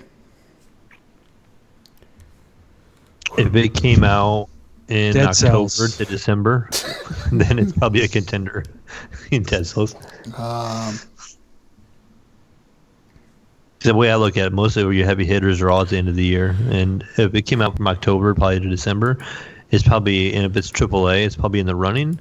But there is a couple from the earlier on in the year that... How about Borderlands, Gears 5, Modern Warfare, Jedi Fallen Order, Red Dead Redemption 2? Nope. Red Dead Redemption 2 Online. Red Dead Redemption 2 PC. What else? That one part in Red Dead Redemption 2. What other games have come out? What the fuck? What other games have come out? I don't know if it's going to make my list. Wolfenstein. I think that game was kind of... Wolfenstein? I think that came out this year? The biggest disappointments. Yeah. I agree with Ryan. It's my biggest disappointment for sure. What the fuck? Oh, yeah, we played one mission together, Jesus? And we played the one mission, the first mission. We need to go back. Maybe we go back and beat it. Maybe we'll think highly of it, Mayo. Maybe that may be a category. Do you guys do a category of biggest disappointment? We do. Oh, yeah. Yep. Okay. Biggest disappointment, Stadia. Stadia. It's gonna be a throwdown. Anthem's involved. What else? Oh, Anthem's involved in there too somewhere. Yep. What about Apex? Can Apex win Game of the Year? Apex Legends? Yeah, that came out this year. It came out this year, right? Yeah. Yep. That's interesting. Yeah, that was beginning of year. Yeah. Holy shit, boys. That's nuts. Mm-hmm. So yeah, there's lots of games that are actually pretty good games that came out this year. You think about the beginning of the year, we had Days Gone, we had Division 2, we had Resident Evil 2 Remake. What else was in the beginning of the year? Well, Anthem was supposed to be the big one, but that was flopped hard. Resident Evil 2 Remake, yeah. Didn't not Final Fantasy? Kingdom Hearts 3? Run through. Oh yeah, Kingdom Hearts 3. It was in the beginning of the year, yeah. Yeah. Mortal Kombat 11. I got to do my list again that I usually do, where I just rip through all the new releases and pick out all the games that I think are contenders. Yeah. I haven't done that yet, so that's why I'm not really coming up with much right now. Wasn't like amazing for games, but it wasn't a bad year for games either. You got Death Stranding here at the end of the year. We got like big games that have come out, and I think a lot of them Did you say Gears 5? Gears 5? Yeah, Gears 5 could be. I don't know if it'll win. Outer Worlds. The Outer Worlds. Outer Worlds is a good game. But yeah, there's lots of games that have come out. It's like right now we're just finishing things up, and we have a date, guys. Me and Mayo discussed it last week for Game of the Year, right, Mayo? I think. Mm-hmm. And we've come up with the date of January 2020 on Saturday the 11th or Saturday the 18th. Which one are we going to do, boys? Saturday 11th or 18th? I like the 11th. Oh, yeah. Okay. I'll try and arrange something to be on for the 11th. Okay, boys. Yeah. Saturday the 11th, Gunny. Don't come up with no fucking... Oh, guys, I gotta fly. He's going to be on vacation. Gotta fly to Australia. Like, my yearly flight to Australia just happens to be on this day. Oh, he's going to go to Great America. Great America on that day. Motherfucker, Gunny. In January. Gunny He won't be able Gunny to take his blue pill this episode. We have to be taking some 5-hour energy or something. Gunny would. He would be taking fucking Kiss Kid or Great America in middle of January. It's like cold as fuck. But it's California. It's never cold down there. Yeah. It's never cold. Anyways, that's all we have for community questions. I want to thank all of you for leaving questions. I want to thank the Patreon supporters again for supporting us at patreon.com/horriblegamers. I want to thank Stitcher for letting us be an affiliate of Stitcher. And remember to use promo code HorribleGamers when signing up for a premium account to get a free month of Stitcher Premium. And thanks to Redbubble for letting us sell our stuff on there and go buy some stuff from Redbubble, people. And thanks to Ryan for being here. You're welcome. Yes. I'm glad. We glad to be here, man. Fucking It's nice being back. It's hard for me to get back and do this, and I miss it. I miss it, guys. I really do. I miss talking We miss to you guys. motherfucker. You. I was excited. This is my first episode with Ryan on it. Yeah. Like, I get to be on the show. I mean, I got to speak to Ryan a couple times, off air and stuff like that, where we done some PC help or something like that, or PC call and stuff. But, which is still not working, Mayo, just so you know. Yeah. My keyboard's still messed up. I haven't touched it again, though. Yeah, we need to dig into it some more and try some more things yet. Damn. Yeah. Shout out to Ryan. Shout out to the Commandolorian for coming on earlier and talking some Star Wars with us. I know he was super hyped for that game. Yeah. Shout out to all of you listening. You're awesome. And make sure you share us with your friends, family, and everyone around you. And, you can find me on everything. Jesus Walks a Lot. I don't have to say PlayStation anymore. Jesus Walks a Lot. Can you believe that, Ryan? They actually fucking did it. I can't believe it, man. I congratulated you when you told me about it. Oh my God. I'm still I was like, congratulations, man. That's awesome. I can't believe after 6 years of bitching. I remember you were always like, how the fuck are you give 8777 on everything? And I'm like, well, because I put numbers at the end. That's why. Yeah, but I mean, like I would have to be like there would have to be 8,778 other people with my name in order for me to not get it. Yeah. Oh man, but I mean, yeah, I can't believe I got that on everything now. I got it on Steam, Twitter, Xbox, PlayStation, everything. Not Stadia. Well, Stadia will probably flop. Watch Stadia's gonna be like, no, that's offensive. You can't. I'll be so fucking pissed. This is an offensive name. You can't use this. What the fuck are you thinking? It's gonna be back to GSUS walks. Oh fuck. Could you imagine if people had kept his pre-order where you get to pick his name, his unique early name, first dibs at it, and they'd be like, nope, you can't do that. That's name. offensive. This name violates the code of conduct on Stadia.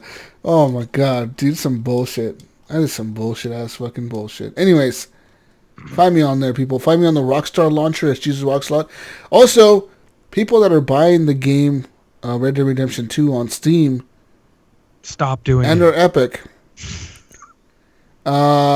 You guys are gonna have to download the Rockstar launcher. Just a heads up, so you might as well download it now. Because apparently they already said that if you launch the game through Epic or Steam, it's still going to reroute you to use the Rockstar launcher. So yeah, it's just like the Ubisoft launcher games. and just buy it from Rockstar. you should have just bought it from Rockstar in the first place. You could be playing right now. You could have got it for a discounted price.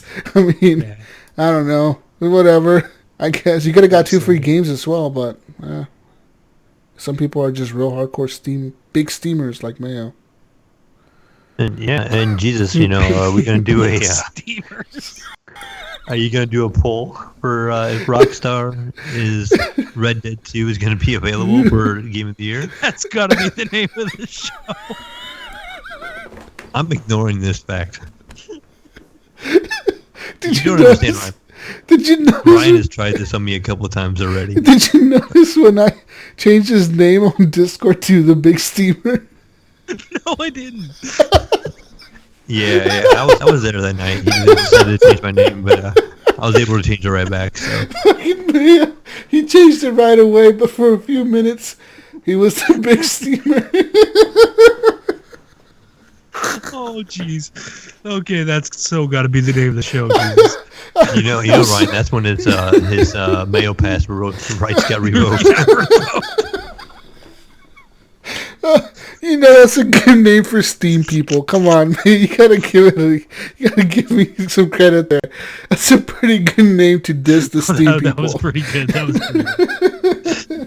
I mean, what would you call the Epic people? I don't know. I gotta think of one for the Epic people, but the Big Steamer next week. I love you, Mayo, right? Yeah, don't revoke my Where's Gunny at? I like when Gunny was on here. You're making fun of him instead. Gunny, we need you back. I need you back. Oh, shit. I gotta redirect. Evan must be missing his console corner every week. Evan's crying. He's pissed off every week. Gunny's gone. He's like, fuck this shit. I want my console games. Wait a minute. Didn't you update the console games this week, Mayo? He did actually update the console games. I just thought you were skipping over them. Oh, Gunny did? Yeah, Gunny did. He came on there when I was doing some work on there, and he... What the fuck? Oh, you want to read them off for Gunny? You want to do the honor, man. Do the honor. No, skip it. There's some pretty bullshit ass games. It's funnier if we skip These games are all on here this month, right? I guess. I don't know. This looks shitty. Like, what are these old ass... No one's playing this right now, man. Come on. Since I'm a steamer, I'm gonna go ahead and plug the free. You guys can get Company Heroes 2 on Steam actually this weekend only, free. So I would suggest if you guys have Steam to pick that game up. It is a pretty good RTS. So, but the other ones, they're gonna be on there all month. We'll let Gunny hit them up next week. Let him do them next week. He should be on the show if he wants to do a stupid console corner. Mayo, that's it. You have to change your gamer tag. The Big Steamer.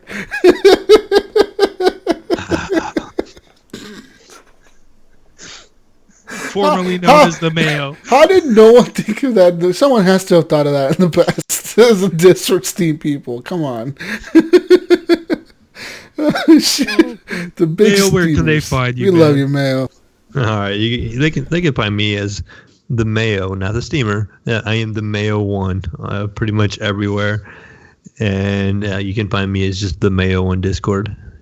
And now you can find me on Facebook just under my name now, is just under Steve Willier on Facebook. I did create my own account the other day since Shut up. I'm tired of sharing the wife's account. I kicked her to the curb, told her I'm creating my own account. Your own account. No, but since I'm trying to be more active on there and interact with different people on there and post on there a little more, I went ahead and decided to just create my own account while I had time today. I actually did it and sent out a bunch of invites. So if you guys did get an invite from me and you were already friends of mine from my old account, it wasn't a hacked account or nothing like that. I actually did send these out, and so people are good. I'll accept right now. I've had 4 or 5 people like, did you really send this an invite? And yes. It was me. I did create a new account. So. All right. Nice. You can find me on Xbox Live, Steam, PSN, not Switch anymore. Everything as Gib8777. And what does Gidget say? Hey, Jesus. Wait, you can find Gunny Chief in Australia. Just doing this accent. I'm Gunny Chief, mate. Gunny Chief, right? I'm Gunny Chief, mate. Hello, Governor.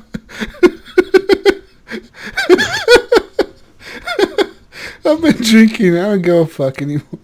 Fuck you, right. Gunny, you motherfucker. You better be on next week with your bullshit ass console corner crap. He's gonna. And also, I will throw out Commandolorian, who's on at the beginning of the show. He had to jump out earlier in the show, but you can find him on Xbox as the Commandolorian and on Discord as the Commandolorian. Does he have a PC? No. He actually was talking to me about that earlier, about maybe wanting to build one here eventually. Does he have a PS4? He didn't say. He's probably the Commandolorian on the PS4. If not, go steal that gamer tag and then make him pay you.